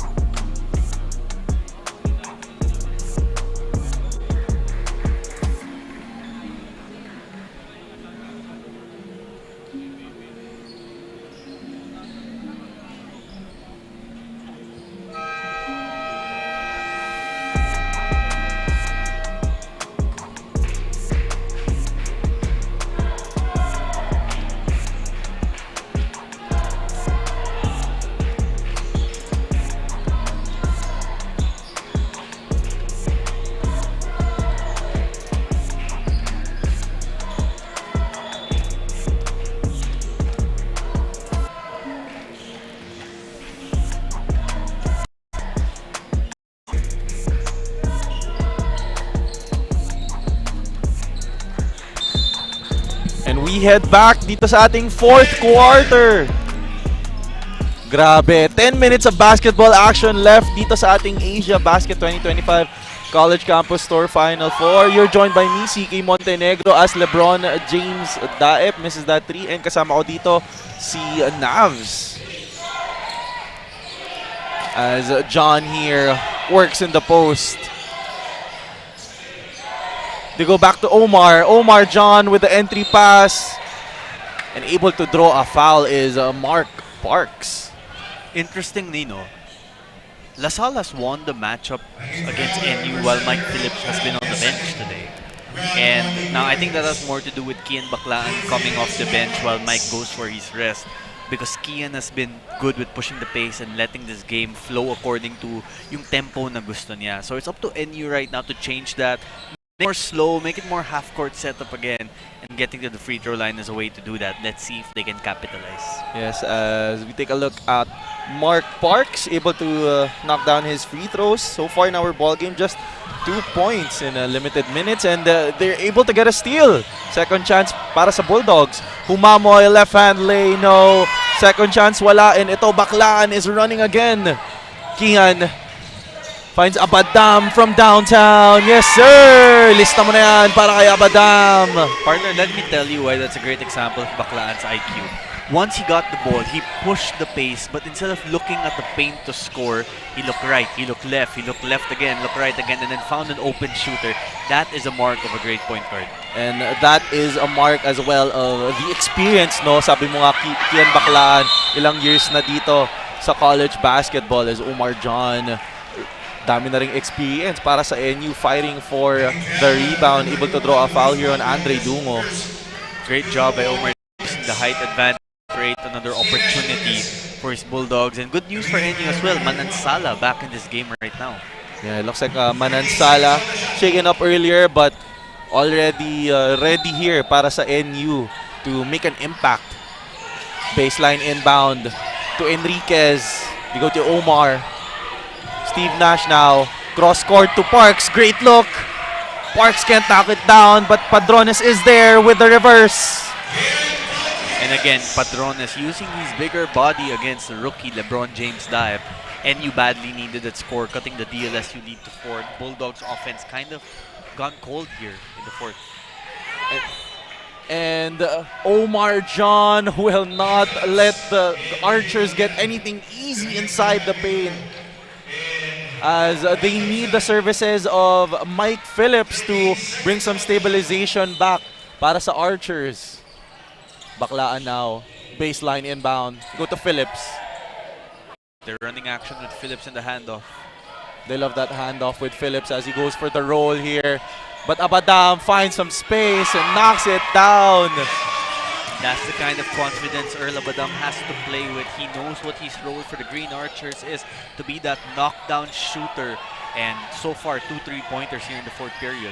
On the other end, though, they're able to break that press, and Mark Parks finds himself with 2 points as the Bulldogs just down 81-86. Good move by Parks. He hasn't played a lot of minutes the last few years for NU, but if he continues to do that, show he's more than a shooter, he will earn playing time. Yes, definitely. You know, Mark Parks, last year niya na dito sa UAAP, so hopefully he can show up and show out for the Bulldogs. And speaking of showing up, Abadam starting to heat up here for DLSU. Earl Abadam, I know what he's saying after he made that shot. God did. God did, definitely. No, and ang ganda, no, that started off with Kian Baclaan finding him earlier in the fast break, and talaga yung confidence ni Abadam as Omar John definitely confident dito sa ating ball game. And we got a report coming in from Flo. Flo, what you got for us? Down by a number here in the final period, NU Bulldogs head coach Jeff Napa told his players in their huddle that their own frustration is slowing their game down. Ika niya, tama ang mga desisyon at maganda ang pinapakita ninyo, so no need na ma-disappoint sa mga mintis. Coach Jeff emphasizes that it is their own eagerness despite their misses that will be the key to catching the opponent's lead. As every mistake made, there is also an equal chance for a field goal. All from Hoop Junkie, back to you, gentlemen. Yeah, I think NU, medyo na-excite sila kasi they came up with the lead versus a very good DLSU team. And, yung shot nga kanina ni Humamoy na parang rushed in transition. So, maybe they want to slow things down and, hammer it in the paint like Omar John there. You got to love the aggressiveness of Omar John right now. Even if that's Mike Phillips he's going up against, he's attacking him, taking the floater, going to the rim. Like we said earlier, Omar John, he's not scared of anybody. Sabi nga ni Flo, he feels like he can hang with of them. And speaking of the best of them, our MVP, Mike Phillips, able to draw a foul. And partner, Mike Phillips is about to head to the free throw line. I want to share a story about him. We know about the free throw difficulties of Mike Phillips. So I talked to him about it earlier. Mike, what have you been doing to fix the free throw issues? He said what was his error, at least the last few seasons, was every time he'd miss a free throw, he'd work to correct the mechanics. He'd change his shooting form. So now, instead of looking to change the shooting form all the time, what he's working on is visualization. In fact, he's been practicing some free throws as he misses the first one, ironically. But he's been practicing some free throws with his eyes closed to work on consistently having the same shooting form. How that will work out for him, we shall find out. We'll definitely find out as Mike Phillips can't knock down his second free throw. Maybe he should have shot that with his eyes closed. No, Navs. I think I gave him the announcer jinx. Definitely.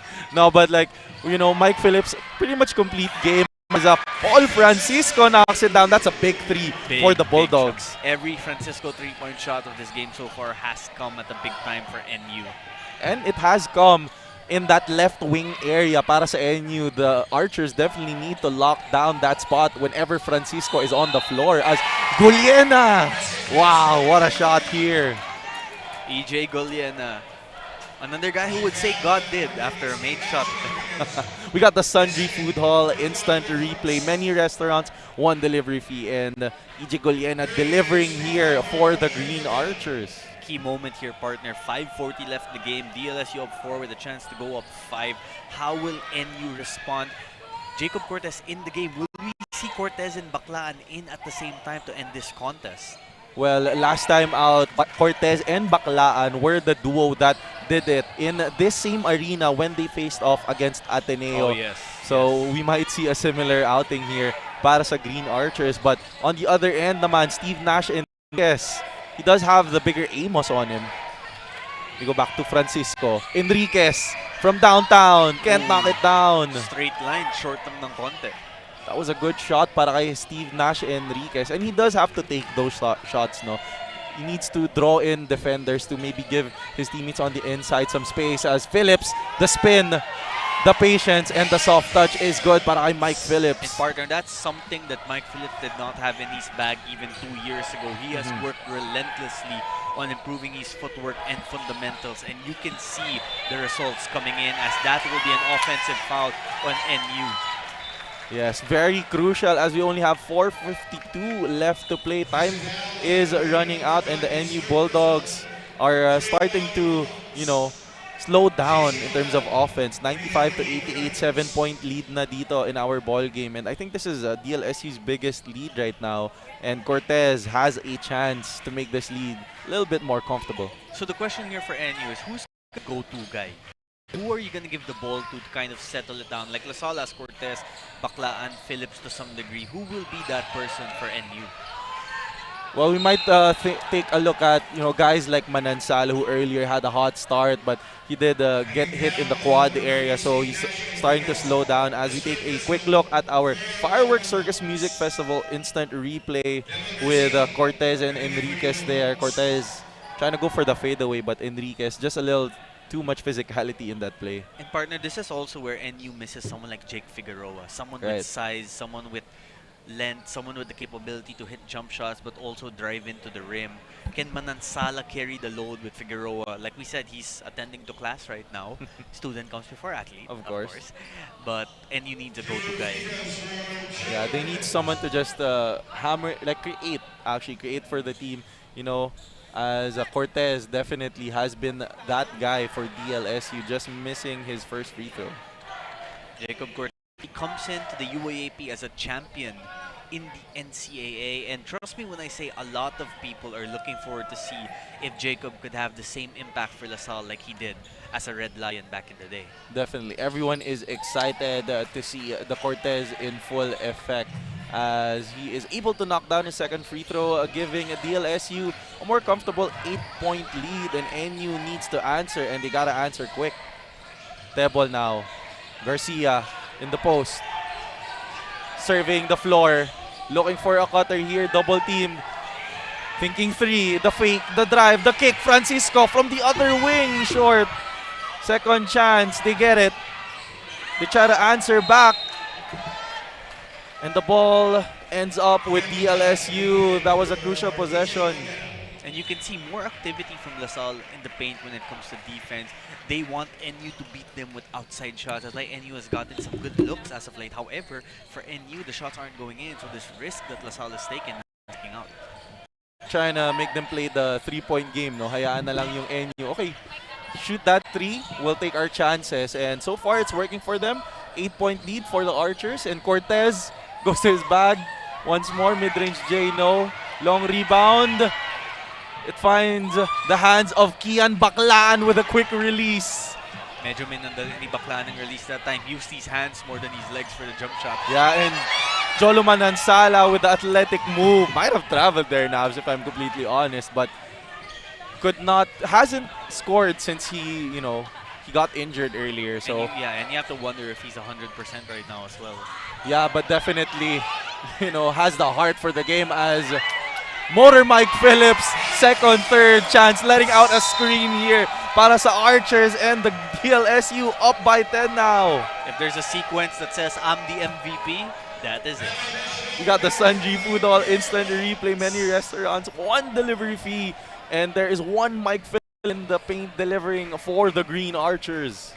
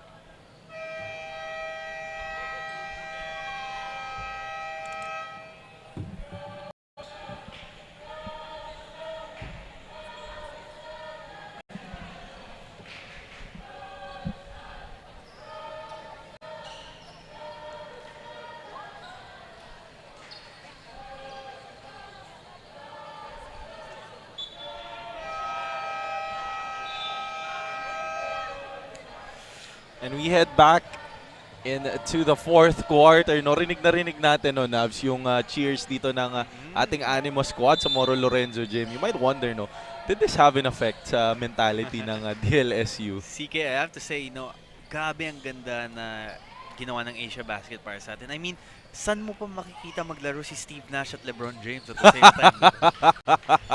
Iba yung talent fin itong mga players na to, no? Grabe. Parang kahapon lang pinapanood ko yung podcast nila. Nandito na sila. Oo nga eh. Grabe. From the podcast, dumaan bigla. Nag-college basketball lang na sandali. As fight for the loose ball. Sa foot race. And Reynard Mamoy knocking down that sign there. Well, dito sa Asiabasket, we mind the game, pare. Mind the game. Well, speaking of the game, cold na ang NU. We saw earlier, they were on fire from outside. They were making mid-range jump shots, 3-point shots. But so far, this half, lumamig. And DLSU noticing that, nag-decide sila, let's pack the paint some more. If cold sila from outside, let's make them beat us with their jump shot. And so far, the strategy has worked. The proof is in the scoreboard. LaSalle up 10. As Baclaan here steps back into a 3 and Manansala, athletic rebound. Napakita niya na okay lang ako. Nice to see that his knee is doing well. Manansala, the fake, The drive, the one-handed floater, no. Fight for the loose ball. Ooh, and Palachelo kinda looked like he extended his movement a little bit there. I think he tried to get the rebound with his hand as the ball was going down, but Kian was all for the board and the arm ended up hitting Baklan in the head. So we'll see if the referees look to review this. Yeah, they probably were gonna get a report there, but Kian Baklaan still on the floor here, holding onto his head. Sinasabi ni Baklaan yung likod daw ng ulo niya natamaan and he's still down on the floor. And masakit yan, bro. Definitely. You have someone with that much height and strength coming down on you.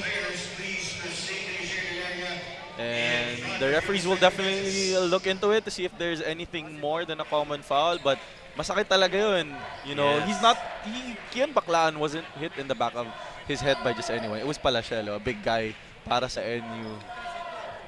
And we're gonna take a look as we get a break on the action. No? Pero Navs, you were talking about it a while ago, yung NU nga have started to cool down. Ang init talaga ng start ng Bulldogs, hitting a lot of their outside shots from earlier, but you know, they still haven't found the guy.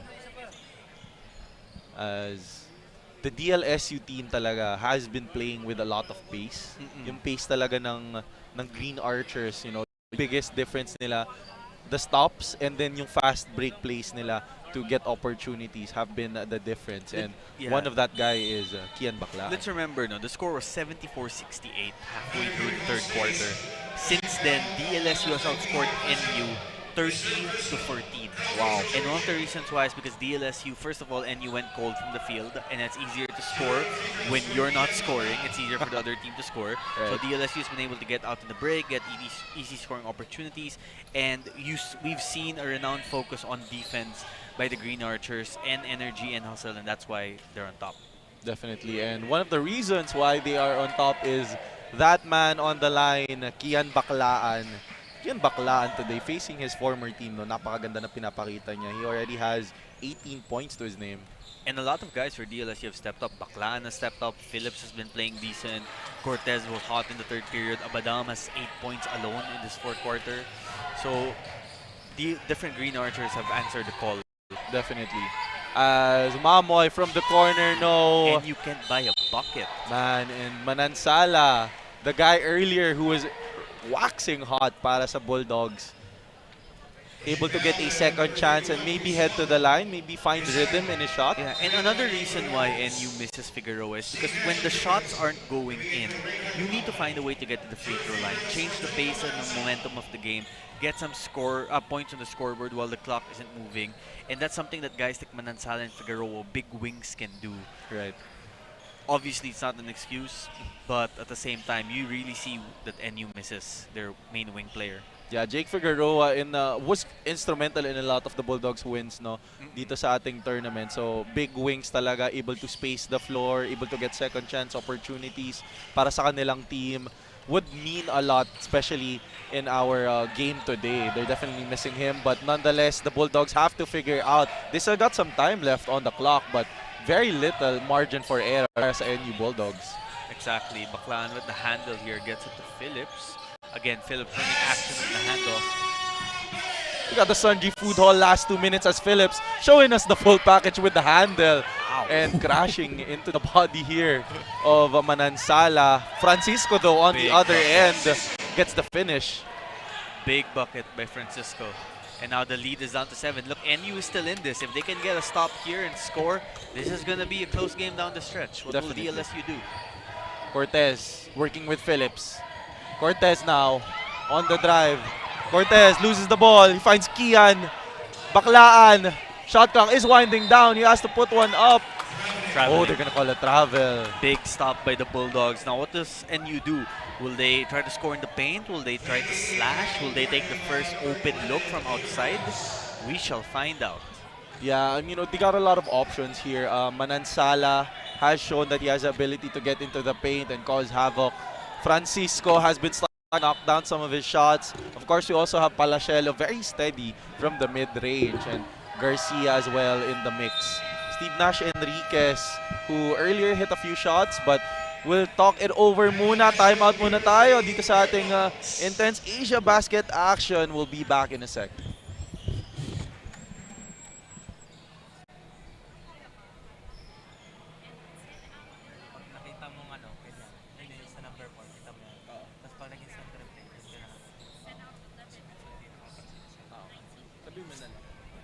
Hirap kasi makita. Pero okay lang. Itong dalawa. Di ba dati hindi naman?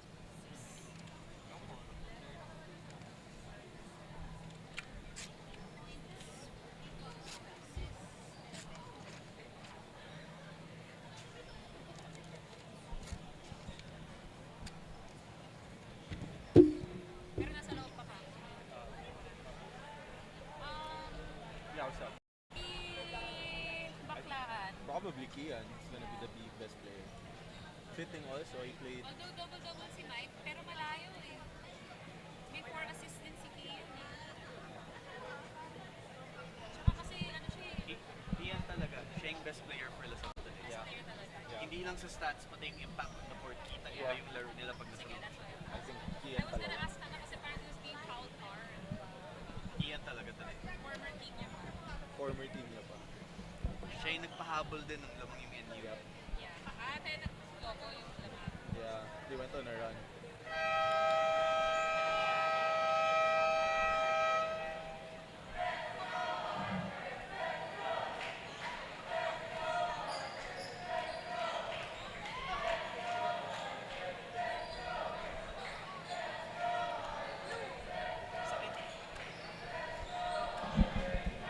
And we head back dito sa ating fourth quarter. We still got a minute left to play, a minute 25 to play.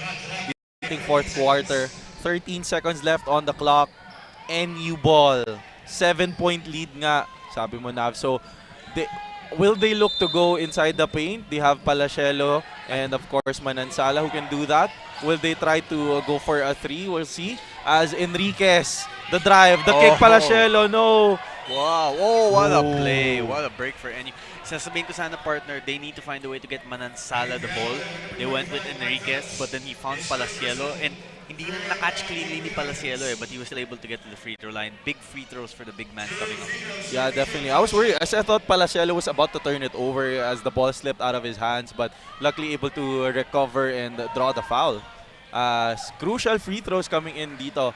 Palacielo knocking down the first, bringing down the lead to 6. Let's not forget, LaSalle was up by 11 just a few moments ago. Right. And now NU here with the chance to cut it to 5. So good fight back by the Bulldogs. Hindi sila sumukot na ganyan-ganyan lang. And it's up to DLSU if they can get it out. Hello. Second free throw. Oh, Long. wow. Oh, but the second chance, Garcia. Ooh. Couldn't find Heartbreaking Enriquez. for NU. Galing ni Steve Nash, nakuha niya na yung rebound but Cortez with the big defensive play. Phillips here with the ball, and he is fouled here. I think they do have fouls to give, as they're gonna call that on Steve Nash Enriquez, and no, Penalty. it's penalty now as Phillips will hit free throws. You were talking about the free throw situation earlier para kay Mike Phillips. Big test. Let's see if the visualization works here. First free throw.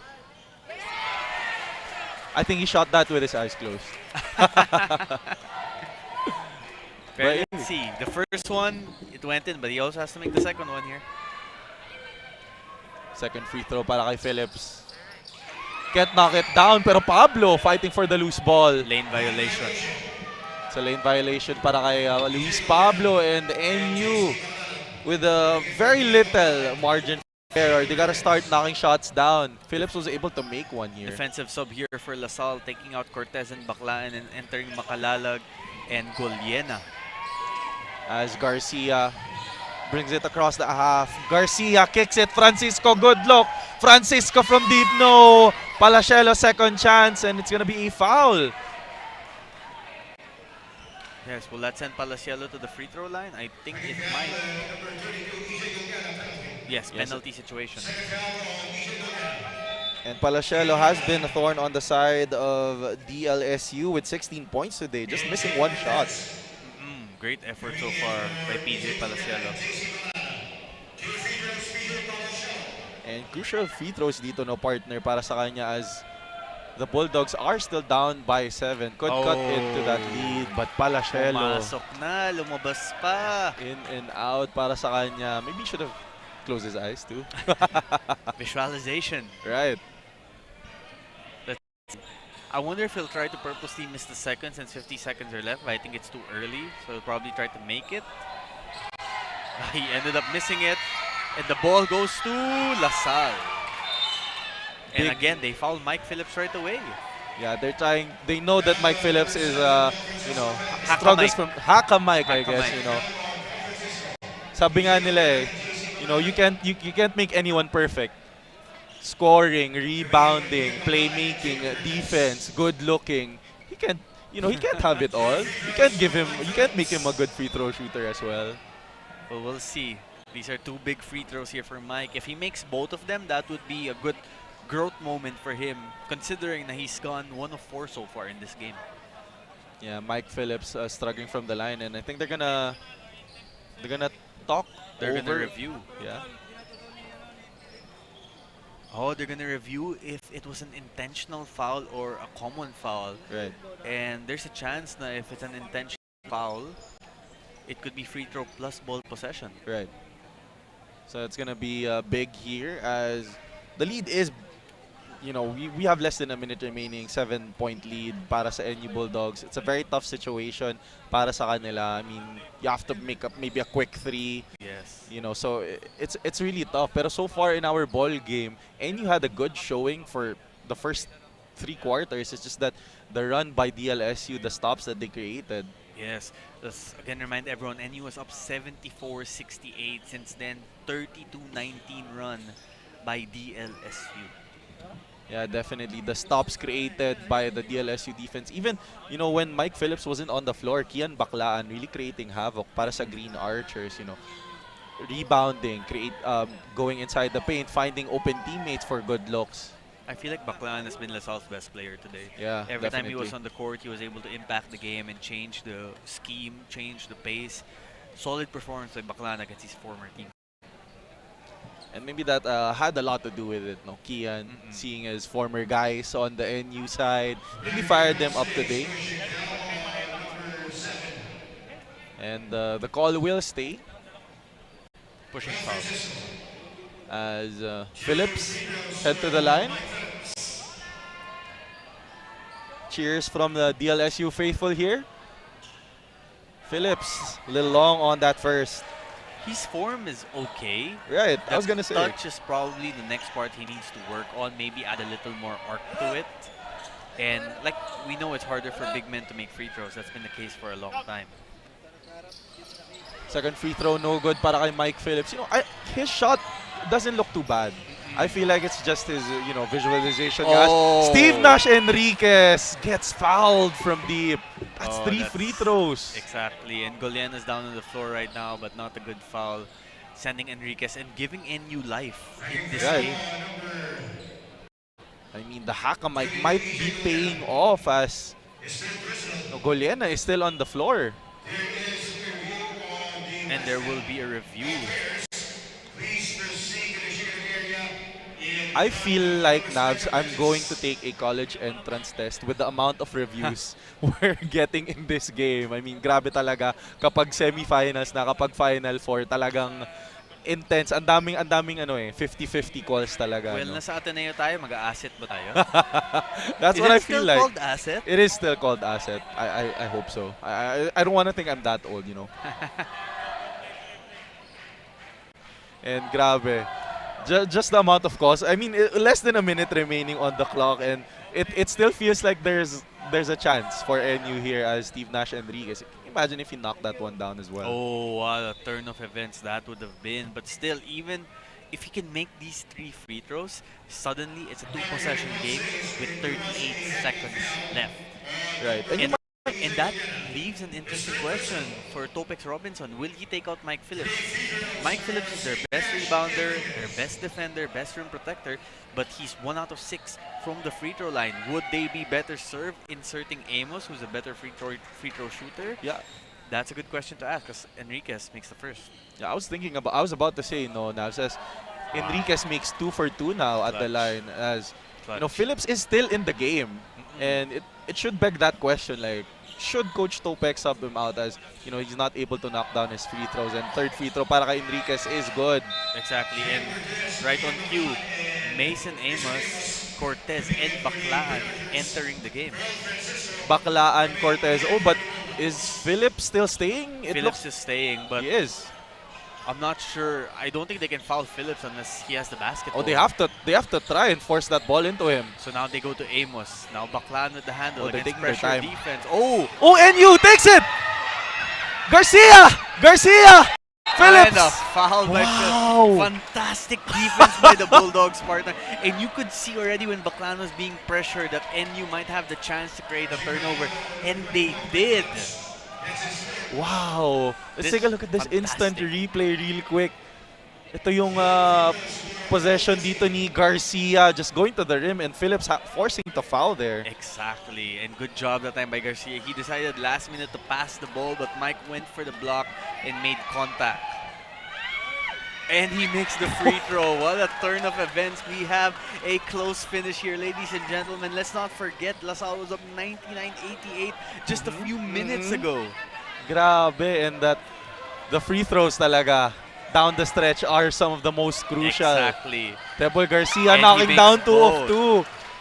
2. Partner, 98-100 na lang ang ating score, and grabe, we're in for a close one. We're in for a finish.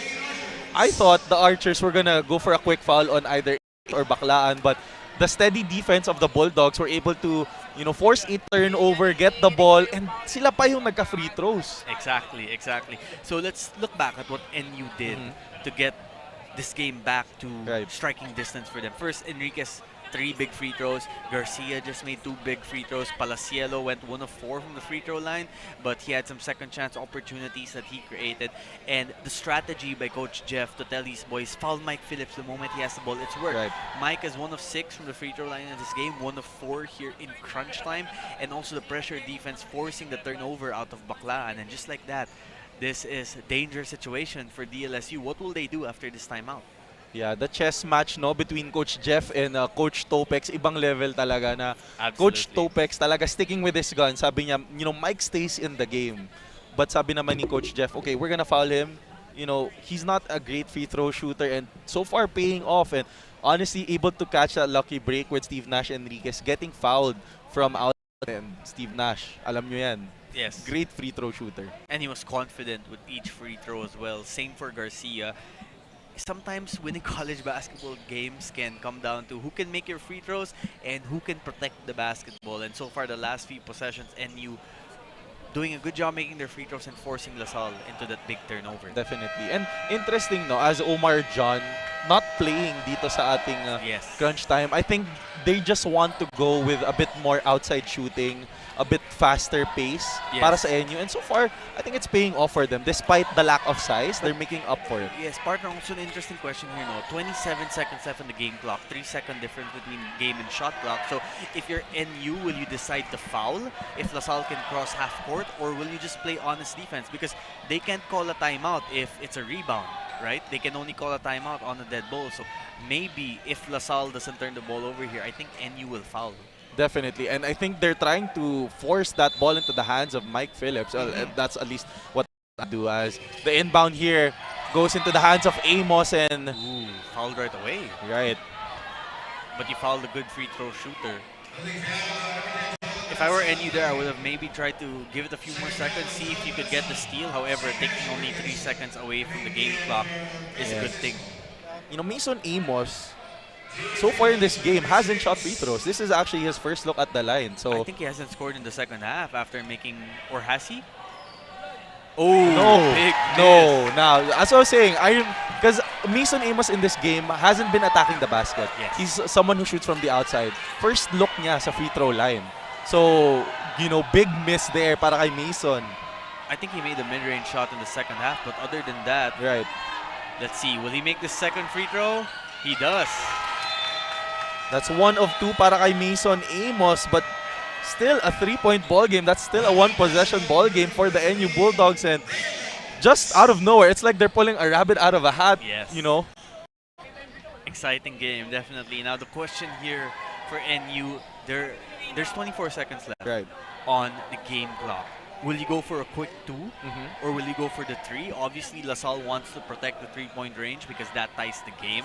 A 2 only cuts their lead to 1 and they end up playing the free throw game.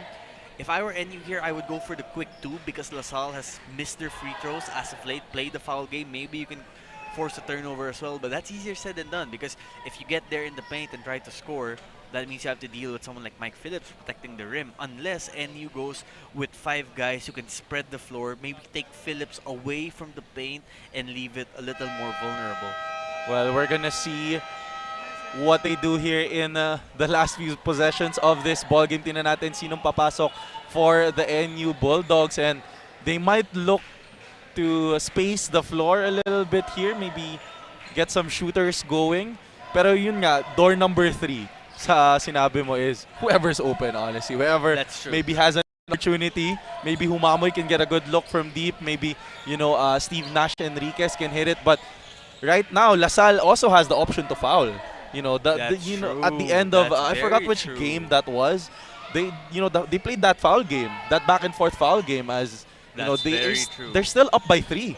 The one thing you cannot do if you're NU is turn the ball over. Definitely, as is LaSalle gonna foul? Steve Nash Enriquez, one of the most steady handles in our game. Oh, Steve Nash from deep, short. Palacielo, second chance, finishes, and Palacielo gets the 2 there. Oh my goodness. Wow, and Baclaan that time got the ball inbounded, but LaSalle called the timeout. Great job by Palacielo. He's played a superb game for NU, and he scored over Mike Phillips that time.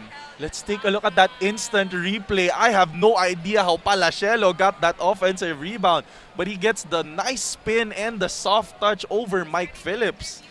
And also, worth noting, you saw Mike Phillips put his hands up but not leave the floor to try and defend the shot. Perhaps thinking to avoid sending Palacielo to the free throw line, make Palacielo have to make the shot over his outstretched arms, and credit to Palacielo, yun yung ginawa niya. And it might have something to do with the fact that Phillips pala has 4 fouls in our ball That's game. That's also a factor, exactly, yes, exactly. So Phillips really wants to stay in the game, stay present, and, you know, trying not to foul here, but great job by Palacielo there to get the finish, and you just down by 1. So this is a crucial possession. I mean, the one thing you do not want to do if you're DLSU is, like you said a while ago, turn the ball over. And for those watching this game, don't leave after this contest, because following LaSalle versus NU, we have Beda against Ateneo. That's a classic matchup, no? Oh, that's going to be a great matchup. In fact, I can see coaches Yuri Escueta, Norman Black, and Nico Salva right now paying attention to this game. Those guys, of course, championship players for the blue and white. Coach Norman Black, very familiar with the Blue Eagle gym, donning different colors. Exactly. In today's game. Very interesting. That's going to be an interesting game. Yes, Coach Norman leading Ateneo to that 5-peat from 2008 to 2012. Basically, Ateneo royalty. And we're back here in our ball game, and a crucial possession as Jacob Cortez will be inbounding. Reynard Mamoy defending that inbound play. And you can see Francisco, the bigger guy, face guarding Baclaan. Let's see if Kian tries to get open, or if Mason tries to get the ball again here. Abadam open momentarily. Jacob not giving the ball. It goes to Baclaan. So far, Francisco played honest, but decides to foul. And Baclaan wanted 3 free throws for that, which got a crack from our referees over here. Yeah, definitely. You know, Kian Baclaan was saying, "Oh, I was in the act of shooting," but yeah, that's gonna be on. That's gonna be their first foul there, and they're gonna review it. Does NU have a timeout? Referees are reviewing to check the time to make sure. Right. They gotta get this right because it's tight. The seconds.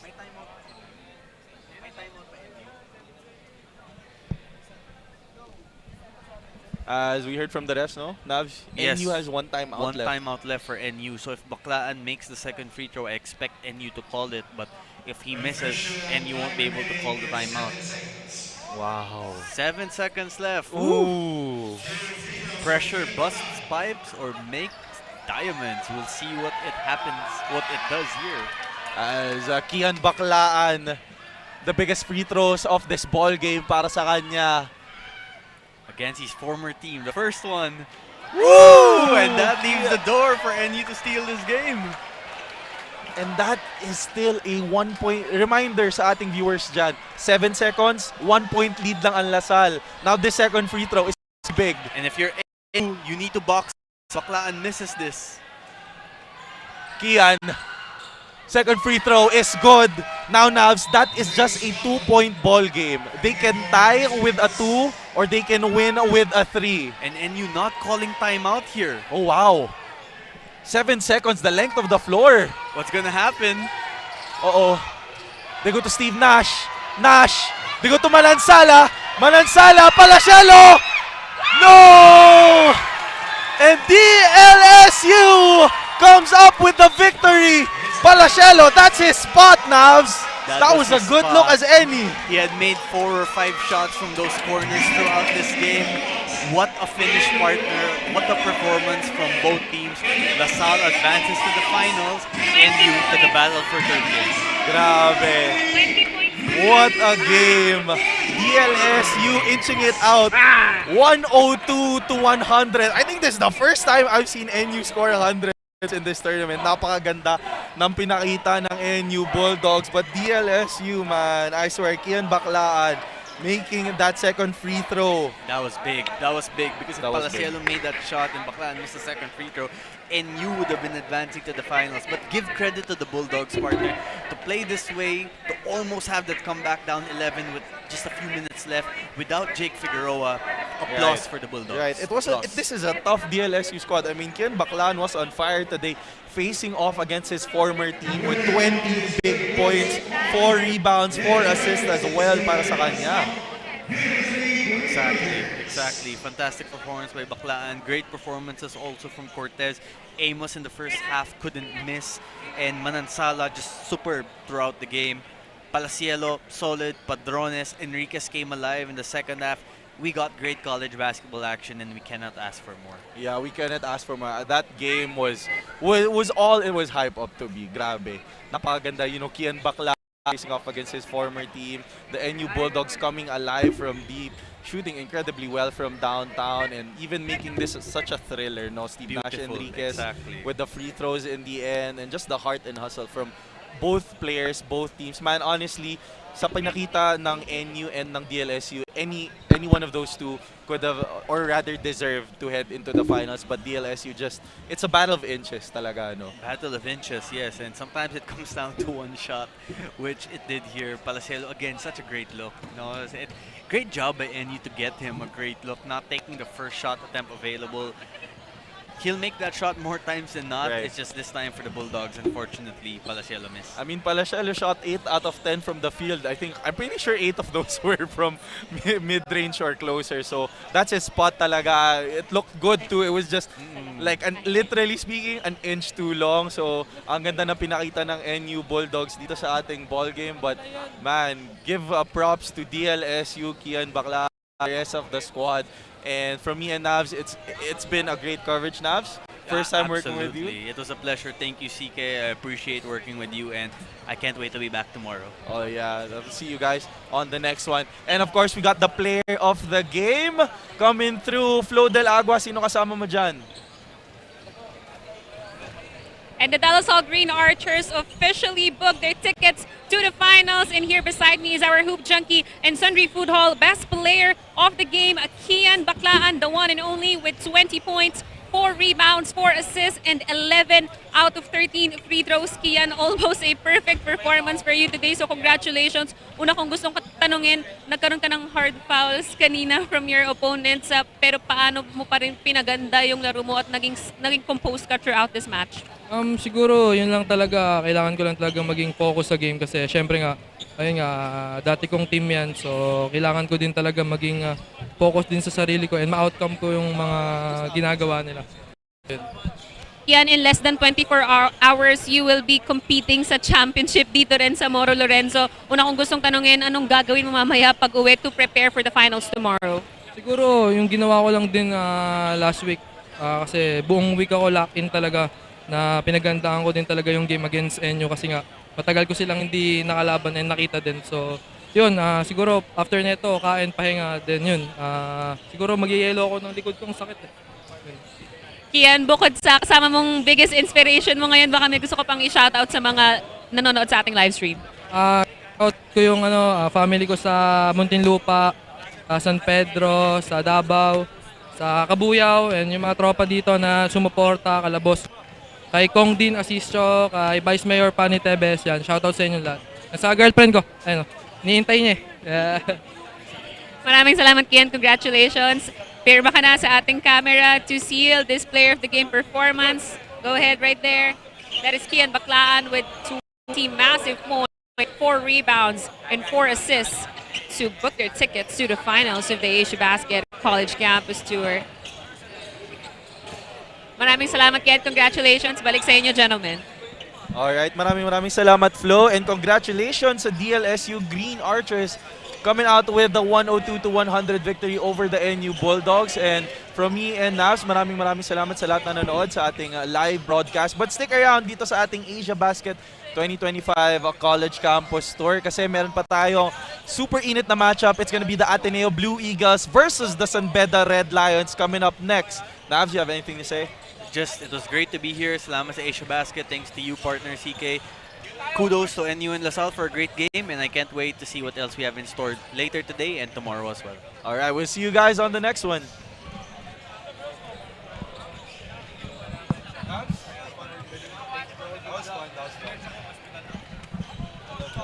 I love the breakdowns.